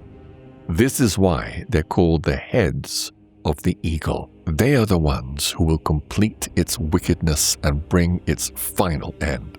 And when thou sawest that the great head disappeared, it means that one of them will die in his bed, though not without pain. The 2 that remain will be killed by the sword. One will destroy the other with the sword, but in the end he too will die by the sword. And the 2 feathers thou sawest passing under the wings toward the head on the right side mean this: They are the ones the highest has kept until the end. This is the small and troubled kingdom that thou didst see. And the lion that thou sawest rising out of the wood, roaring and speaking to the eagle, rebuking her for her unrighteousness with all the words thou heardest, is the Anointed One. The Highest has kept him until the end, against them and against their wickedness. He will rebuke them and accuse them because of their cruelty. He will bring them alive into judgment before him, and he will reprove and punish them. But he will deliver the rest of my people with mercy, those who have suffered within my borders, and he will make them rejoice until the day of judgment comes, of which I told thee from the beginning. This is the dream thou sawest, and this is its meaning. Thou alone hast been found worthy to know this secret of the Highest. Therefore write all these things that thou hast seen in a book, and keep them hidden. Teach them to the wise among the people, those whose heart thou knowest are able to understand, and guard these secrets. But remain here yourself for 7 more days, so that whatever the Highest chooses to reveal to thee may be shown to thee. Then he went away. When the people saw that the 7 days had passed, and I had still not returned to the city, they all came together from the least to the greatest and came to me. They said, What wrong have we done against thee? What offense have we given thee, that thou hast left us and remainest here in this place? Of all the prophets, thou alone hast been left to us, like a cluster after the harvest, like a lamp in a dark place, like a harbor or a ship spared from the storm. Are not the troubles that have already come upon us enough? If thou also forsake us, it would have been better for us if we too had been burned in the midst of Sion. We are no better than those who died there. Then they wept loudly. I answered them and said, Take courage, O Israel, and do not be cast down, house of Jacob. The Highest remembers you, and the Mighty has not forgotten you in your trial. As for me, I have not abandoned you, nor have I left you behind. I have come to this place to pray over the desolation of Zion, and to seek mercy for the low condition of your sanctuary. Now go back home, each of you, and after these days I will return to you. So the people went back into the city, just as I told them. But I stayed in the field for 7 days as the angel had commanded me. During those days I ate only the flowers of the field, and the herbs were my food. Chapter 13. After 7 days I had another dream in the night. I saw a wind rise from the sea, and it stirred up all its waves. Then I looked, and that man became strong with the thousands of heaven. Whenever he turned his face to look, everything beneath him shook, and whenever a voice went out from his mouth, all who heard it were consumed, just as the earth melts away when fire touches it. After this, I saw an uncountable multitude of men gathered from the 4 winds of heaven to fight against the man who had come up from the sea. But I saw that he carved out for himself a great mountain and flew up onto it. I wanted to see the place from which the mountain had been cut, but I could not. Then I looked again, and all those who had gathered to overcome him were terrified, and yet they still dared to fight. But when he saw the violence of the crowd coming against him, he did not raise his hand, and he held no sword or any other weapon of war. Instead, I saw a blast like fire come from his mouth, a flaming breath from his lips, and sparks and storm from his tongue. All of these came together, the fire, the flaming breath, and the mighty storm, and rushed with force upon the great crowd that had prepared for battle. They burned them all up, so that in a moment nothing could be seen of that countless multitude except dust and the smell of smoke. When I saw this, I was afraid. Afterward I saw the same man come down from the mountain and call another multitude to himself, a peaceful one. Many people came to him. Some were joyful, some were grieving, some were in chains, and others were bringing those who had been offered up. Then fear overcame me so greatly that I became weak. And I awoke. And I said, Thou hast shown thy servant these wonders from the beginning. And now thou hast counted me worthy to have my prayer heard. Now show me the meaning of this dream. As I understand it, sorrow awaits those who are left in those days, and even greater sorrow for those who are not left behind. For those who are not left are in grief. Now I understand that these things are stored up for the last days, and that they will happen both to them and to those who remain. That is why they fall into such great danger and so many troubles, just as these dreams have shown. Yet it is still better for a man to come into these dangers than to pass away like a cloud from the world and never see what happens in the last days. Then he answered me and said, I will explain the vision to thee, and open up the matter thou hast asked about. As for what thou saidst concerning those who are left behind, this is the meaning. The one who endures the danger in that time is the one who has kept himself. Those who fall into peril are the ones who have works and faith toward the Almighty. Know this then, those who are left behind are more blessed than those who have died. This is the meaning of the vision. The man thou sawest rising out of the middle of the sea is the one whom God the Highest has kept for a long time. By him he will deliver his creation, and he will govern those who are left behind. And when thou sawest wind, fire, and storm coming out of his mouth, and that he held no sword or weapon of war, yet destroyed the whole multitude that came against him, this is the meaning. The days are coming when the Most High will begin to deliver those who are upon the earth. He will come to the amazement of all who dwell there.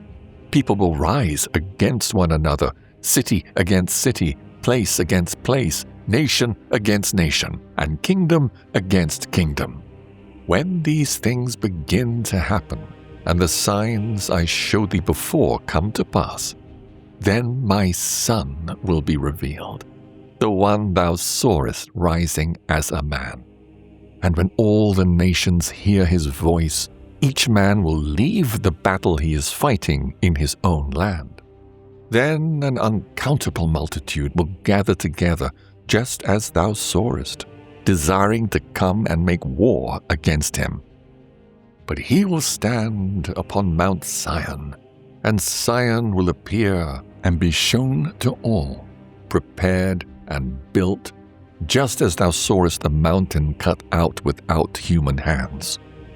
Then my Son will expose the wicked plans of those nations who, because of their evil lives, have been swept into judgment.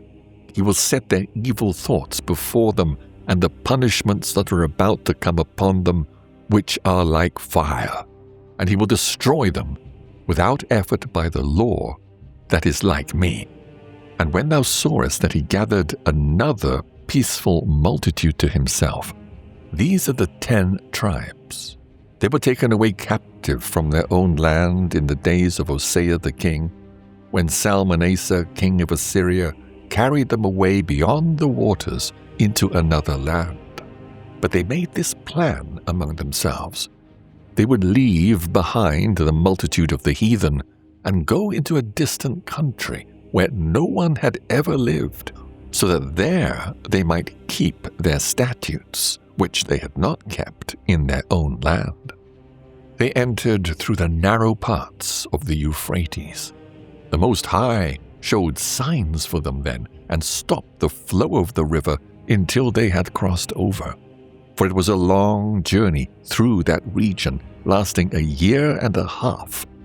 and that land is called Asareth. They live there until the latter times, and when the time comes for them to return, the Highest will again stop the springs of the stream so they may pass through. That is why thou sawest that peaceful multitude.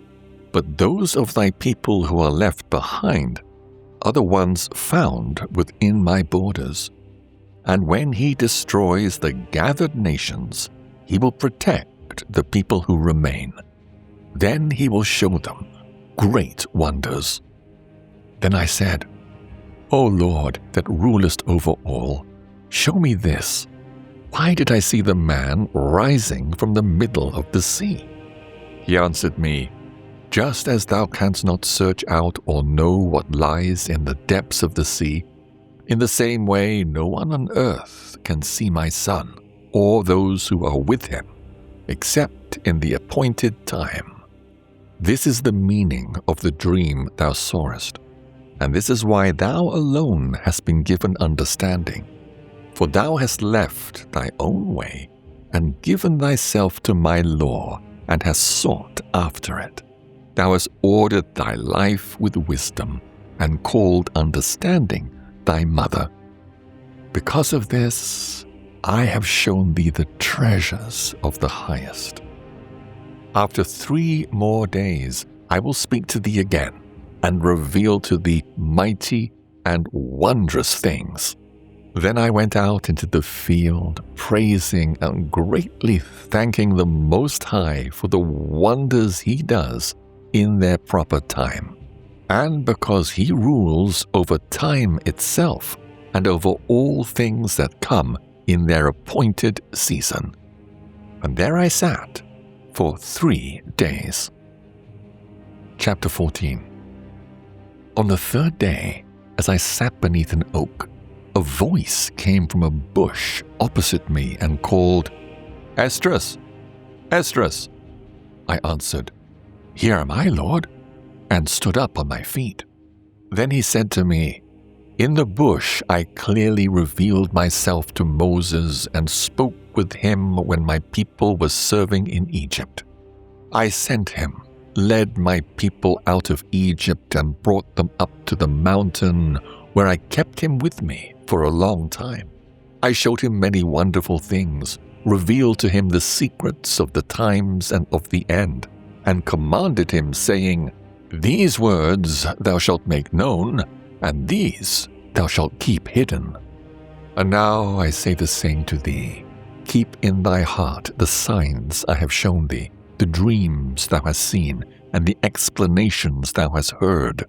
For thou shalt be taken away from among men, and from this time onward thou shalt remain with my Son, and with those who are like thee, until the times are finished.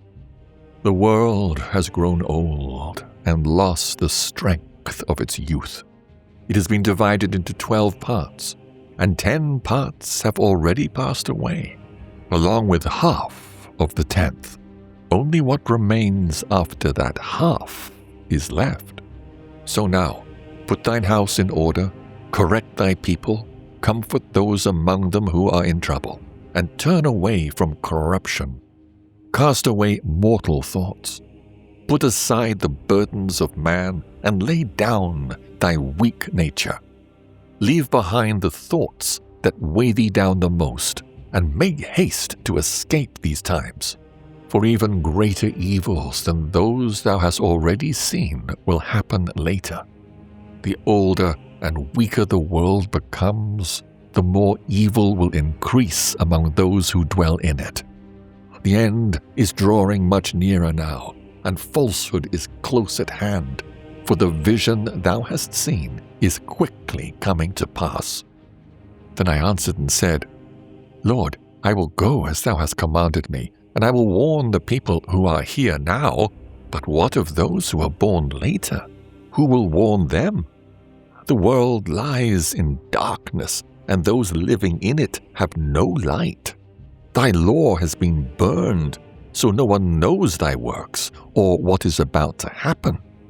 But if I have found favor in thy sight, Send the Holy Ghost into me, and I will write all that has happened in the world from the beginning, the things that were written in thy law, so that men may find thy way, and so that those who live in the last days may be able to live.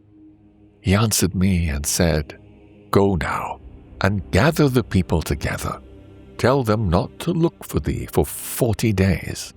Then prepare many box trees, and take with thee Saria, Dabria, Selemia, Icanus, and Asiel, these 5 men who are ready to write quickly.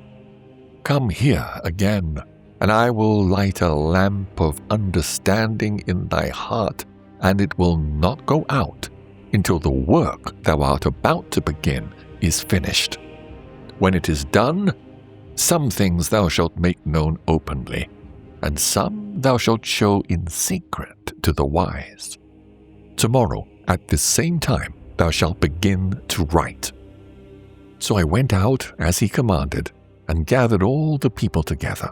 I said, Hear these words, O Israel. At the first, our fathers were strangers in Egypt, and from there they were delivered. They received the law of life, but they did not keep it, and ye also have broken it after them. Then the land, even the land of Sion, was divided among you by lot. But both your fathers and you yourselves have done evil, and have not walked in the way the Highest commanded. Since he is a righteous judge, he took back in due time what he had given you. And now ye are here, with your brethren still among you. So if ye will humble your own understanding and change your hearts, ye shall be kept alive, and after death ye shall receive mercy. For after death comes judgment, when we shall live again. Then the names of the righteous will be made known, and the deeds of the ungodly will be revealed. So let no man come to me now, or seek me for these 40 days. Then I took the 5 men, just as he had commanded me, and we went into a field and stayed there. The next day a voice called to me and said, Esdras, open thy mouth and drink what I give thee. So I opened my mouth, and he held out to me a full cup. It seemed to be filled with water, but the color looked like fire. I took it and drank it. And when I had drunk, understanding poured forth in my heart, and wisdom grew within me, and my spirit made my memory strong. My mouth was opened, and it was not closed again. The Highest also gave understanding to the 5 men, and they wrote down the wonderful visions of the night as they were told, though they had not known them before. They remained there for 40 days. By day they wrote, and by night they ate bread. As for me, I spoke all day, and by night I did not keep silent. In those 40 days they wrote 204 books. And when the 40 days were ended, the Highest spoke again and said, The first writings thou hast made, publish them openly, so that both the worthy and the unworthy may read them. But keep the last 70 back, and give them only to the wise among the people. For in them is the spring of understanding, the fountain of wisdom, and the stream of knowledge. And I did so. Chapter 15. The Lord said, Speak these prophetic words in the hearing of my people, the words that I will place in thy mouth. Write them down, for they are true and faithful. Do not fear the thoughts people have against thee, and do not let the unbelief of those who speak against thee trouble thee. All who refuse to believe will die in their unbelief. Behold, saith the Lord, I will bring plagues upon the world, sword, famine, death, and destruction. Wickedness has spread all across the earth, and their evil deeds have reached their full measure. So now, saith the Lord, I will no longer keep silent about their sins, which they commit so boldly. I will not overlook the things they do in their evil ways. The blood of the innocent and righteous cries out to me, and the souls of the just continually call for justice. Therefore I will surely avenge them, saith the Lord, and I will gather to myself all the innocent blood that has been shed among them. My people are being led like sheep to slaughter. I will no longer allow them to remain in the land of Egypt. I will bring them out with a mighty hand and an outstretched arm, and I will strike Egypt again with plagues as before, and I will destroy the whole land. Egypt will mourn, and its foundations will be struck by the punishment God sends upon it. Those who work the ground will grieve, because their seed will fail through blasting, hail, and fearful signs in the heavens. Woe to the world, and to all who live in it! The sword is near, and destruction is close behind it. One people shall rise up against another, and they will fight with swords in their hands. There will be rebellion amongst men. They will invade one another, and show no regard for kings or rulers, but will act however they please. A man will want to enter a city, but he will not be able. Because of pride, the cities will be thrown into confusion, houses will be torn down, and fear spread among men. No one will show mercy to his neighbor. Instead, they will break into houses with the sword and plunder what is inside because of hunger and deep trouble. Behold, saith God, I will call together all the kings of the earth to stand before me, those from the sunrise, from the south, from the east, and from Libanus. I will turn them against one another and repay them for what they have done. Just as they have treated my chosen people, so I will deal with them and repay them in full, saith the Lord God. My right hand will not spare sinners, and my sword will not stop from striking those who shed innocent blood on the earth. Fire has gone out in his wrath and has consumed the foundations of the earth, and sinners are like straw set ablaze. Woe to those who sin and do not keep my commandments, saith the Lord. I will not spare them. Depart, ye children, from the power of evil, and do not defile my sanctuary. The Lord knows all who sin against him, and so he gives them over to death and destruction. For now the plagues have come upon the whole earth, and ye will remain in them, because God will not deliver you, since ye have sinned against him. Behold, a dreadful vision appears from the east. The nations of the dragons of Arabia will come out with many chariots, and their great numbers will sweep over the earth like the wind, so that all who hear of them will be afraid and tremble. The Carmanaeans also will come out in fury like wild boars from the forest. With great strength they will join battle against them and lay waste part of the land of the Assyrians. Then the dragons will gain the upper hand, stirred by their own nature. And if they turn and unite together in great strength to attack them, then their enemies will be thrown into confusion, silenced by their power, and made to flee. Then an enemy from the land of the Assyrians will besiege them and destroy some of them. Fear, dread, and fighting will spread through their army, and even their kings will be divided. Look, clouds are coming from the east, from the north, and toward the south. They are dreadful to behold, full of fury and storm. They will strike one another, and they will cast down a great multitude of stars upon the earth, even their own star. Blood will flow from the sword in abundance, and dead bodies will lie everywhere, even as high as a camel's hock. Great fear, great terror and trembling will cover the earth. All who see this wrath will be overcome with fear.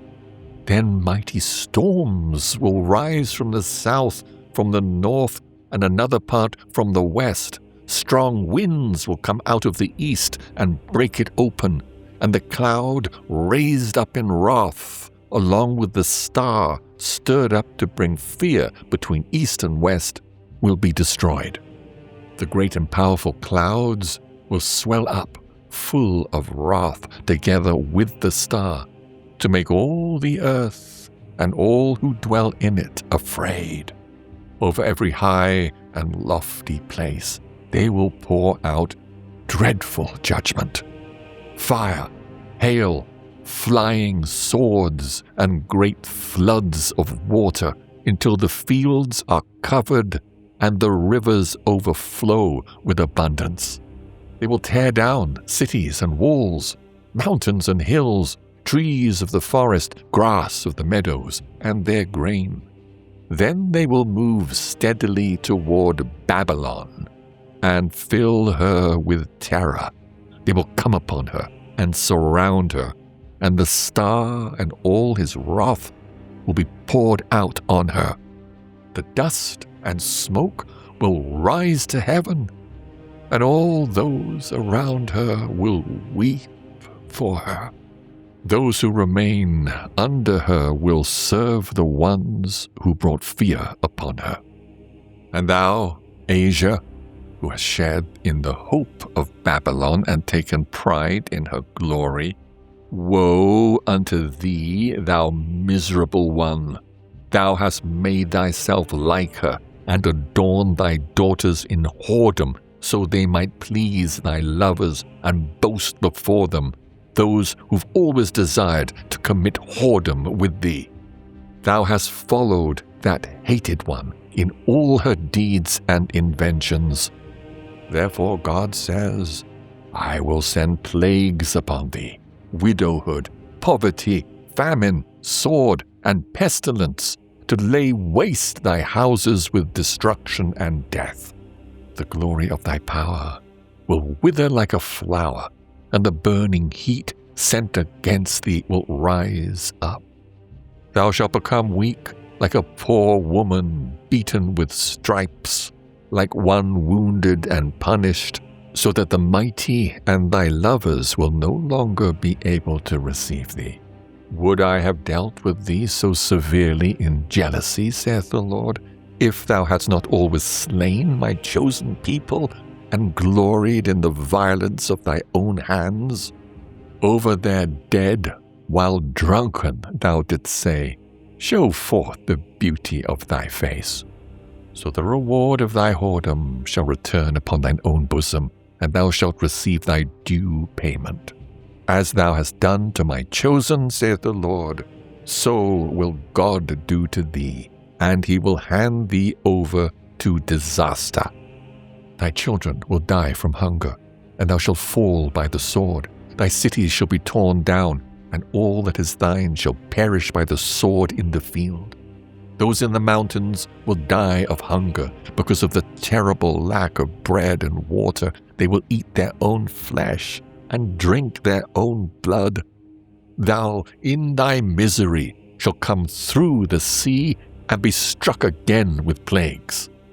On the way they will rush upon the idol city and destroy part of thy land, consume some of thy glory, then return to Babylon that was destroyed.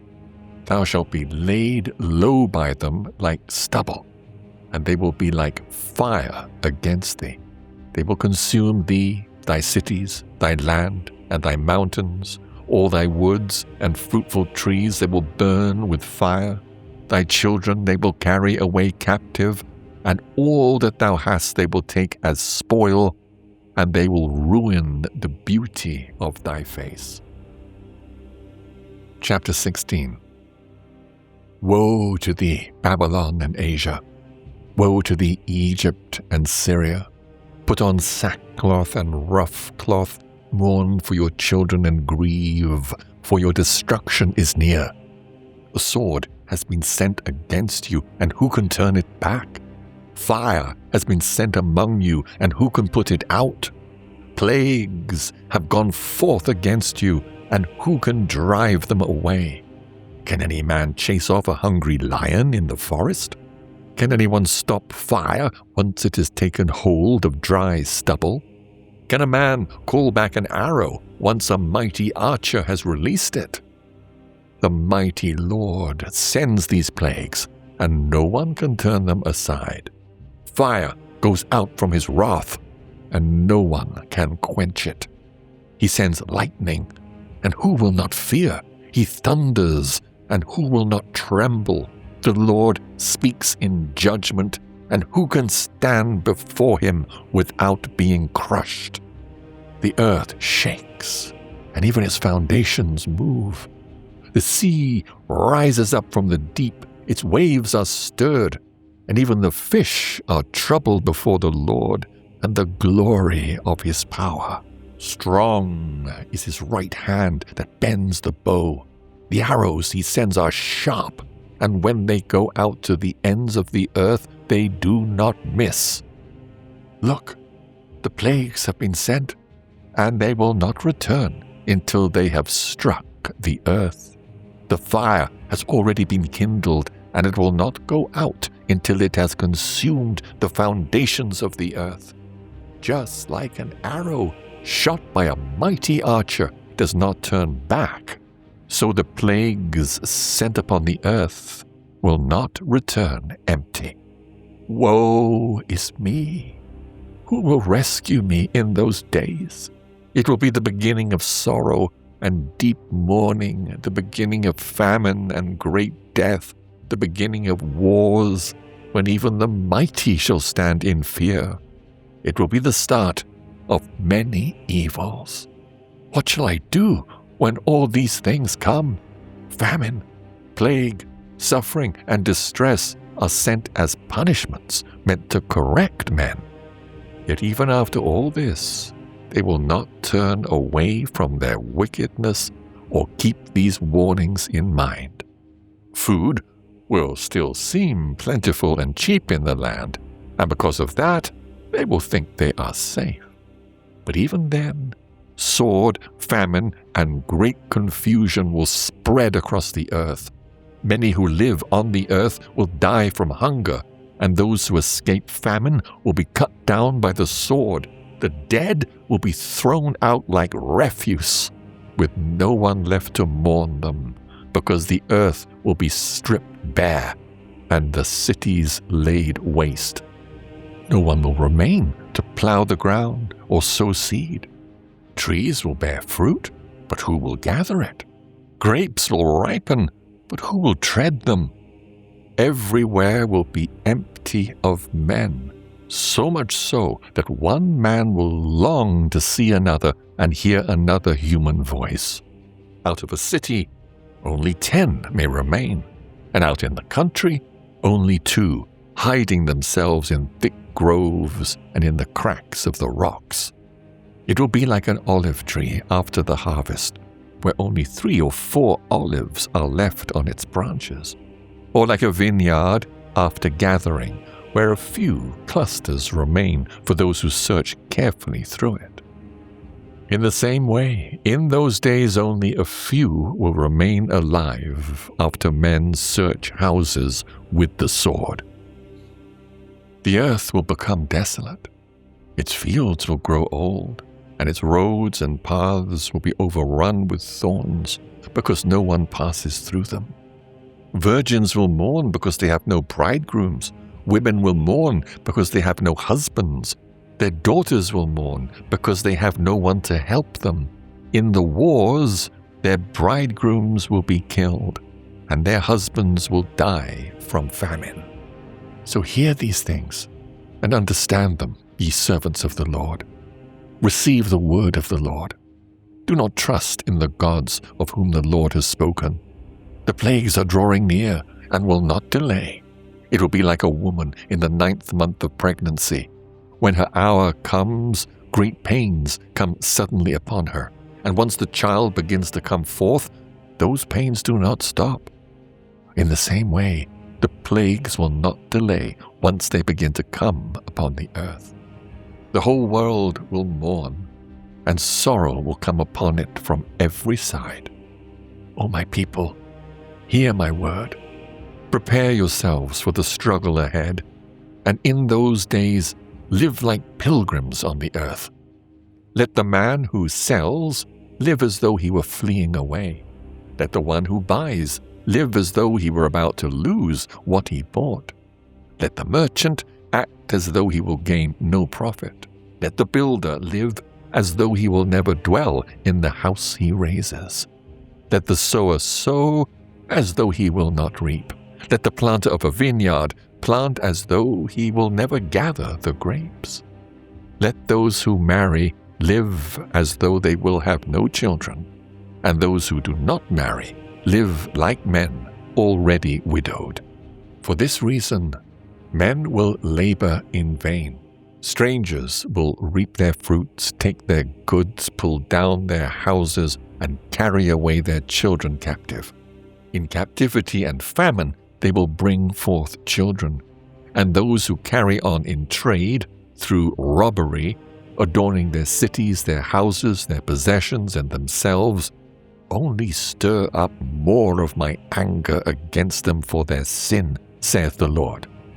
Just as a harlot envies a pure and faithful woman, so righteousness hates iniquity when she dresses herself up and makes herself seem beautiful. Righteousness will accuse her openly when he comes who defends the one who carefully searches out every sin on the earth. So do not be like her, or like her deeds. In a little while, wickedness will be swept from the earth, and righteousness will reign among you. Let not the sinner say, I have not sinned, for God will heap burning coals upon the head of the one who says before the Lord and his glory, I have not sinned. The Lord knows all the works of men, their imaginations, their thoughts, and their hearts. He spoke, saying, Let the earth be made, and it was made. He said, Let heaven be made, and it was created. By his word the stars came into being, and he knows their number. He searches the deep and all its treasures. He has measured the sea and all that is in it. He has shut up the sea in the midst of the waters, and by his word he has hung the earth upon the waters. He spreads out the heavens like a covering, and sets them upon the waters. In the desert he made springs, and on the mountain tops he formed pools, so that streams might run down from the high rocks to water the earth. He made man, placed the heart within the body, and gave him breath, life, and understanding. And the Spirit of Almighty God, who made all things, and searches out all hidden matters in the secret places of the earth, surely knows your plans and the thoughts of your hearts, even the thoughts of those who sin and try to hide their sin. Because of this, the Lord has examined all your deeds exactly, and he will expose you to shame. When your sins are brought into the open, you will be ashamed before men, and your own sins will stand against you as witnesses in that day. What will you do then? How will you hide your sins before God and his angels? Look, God himself is judge. So fear him. Turn away from your sins and leave your iniquities behind. Do not cling to them any longer, and God will lead you out and rescue you from all trouble. For look, the burning anger of a great multitude is stirred up against you. They will seize some of you and feed you in idleness with things offered to idols. Those who join themselves to them will be mocked, disgraced, and trampled down. In every place and in the cities nearby, there will be a great uprising, against those who fear the Lord. They will behave like madmen, sparing no one, but robbing and destroying all who fear the Lord. They will plunder their goods and drive them out of their houses. Then it will become clear who my chosen ones are, and they will be tested like gold in the fire. Hear, O my beloved, saith the Lord, the days of trouble are near, but I will deliver you from them. Do not be afraid or doubtful, for God is your guide. He guides those who keep my commandments and my laws, saith the Lord God. Do not let your sins weigh you down, and do not let your iniquities rise up over you. Woe to those who are tied up in their sins and covered over by their iniquities, like a field overgrown with bushes and a path choked with thorns, so that no one can pass through. It is left untended, and in the end it is thrown into the fire and burned up.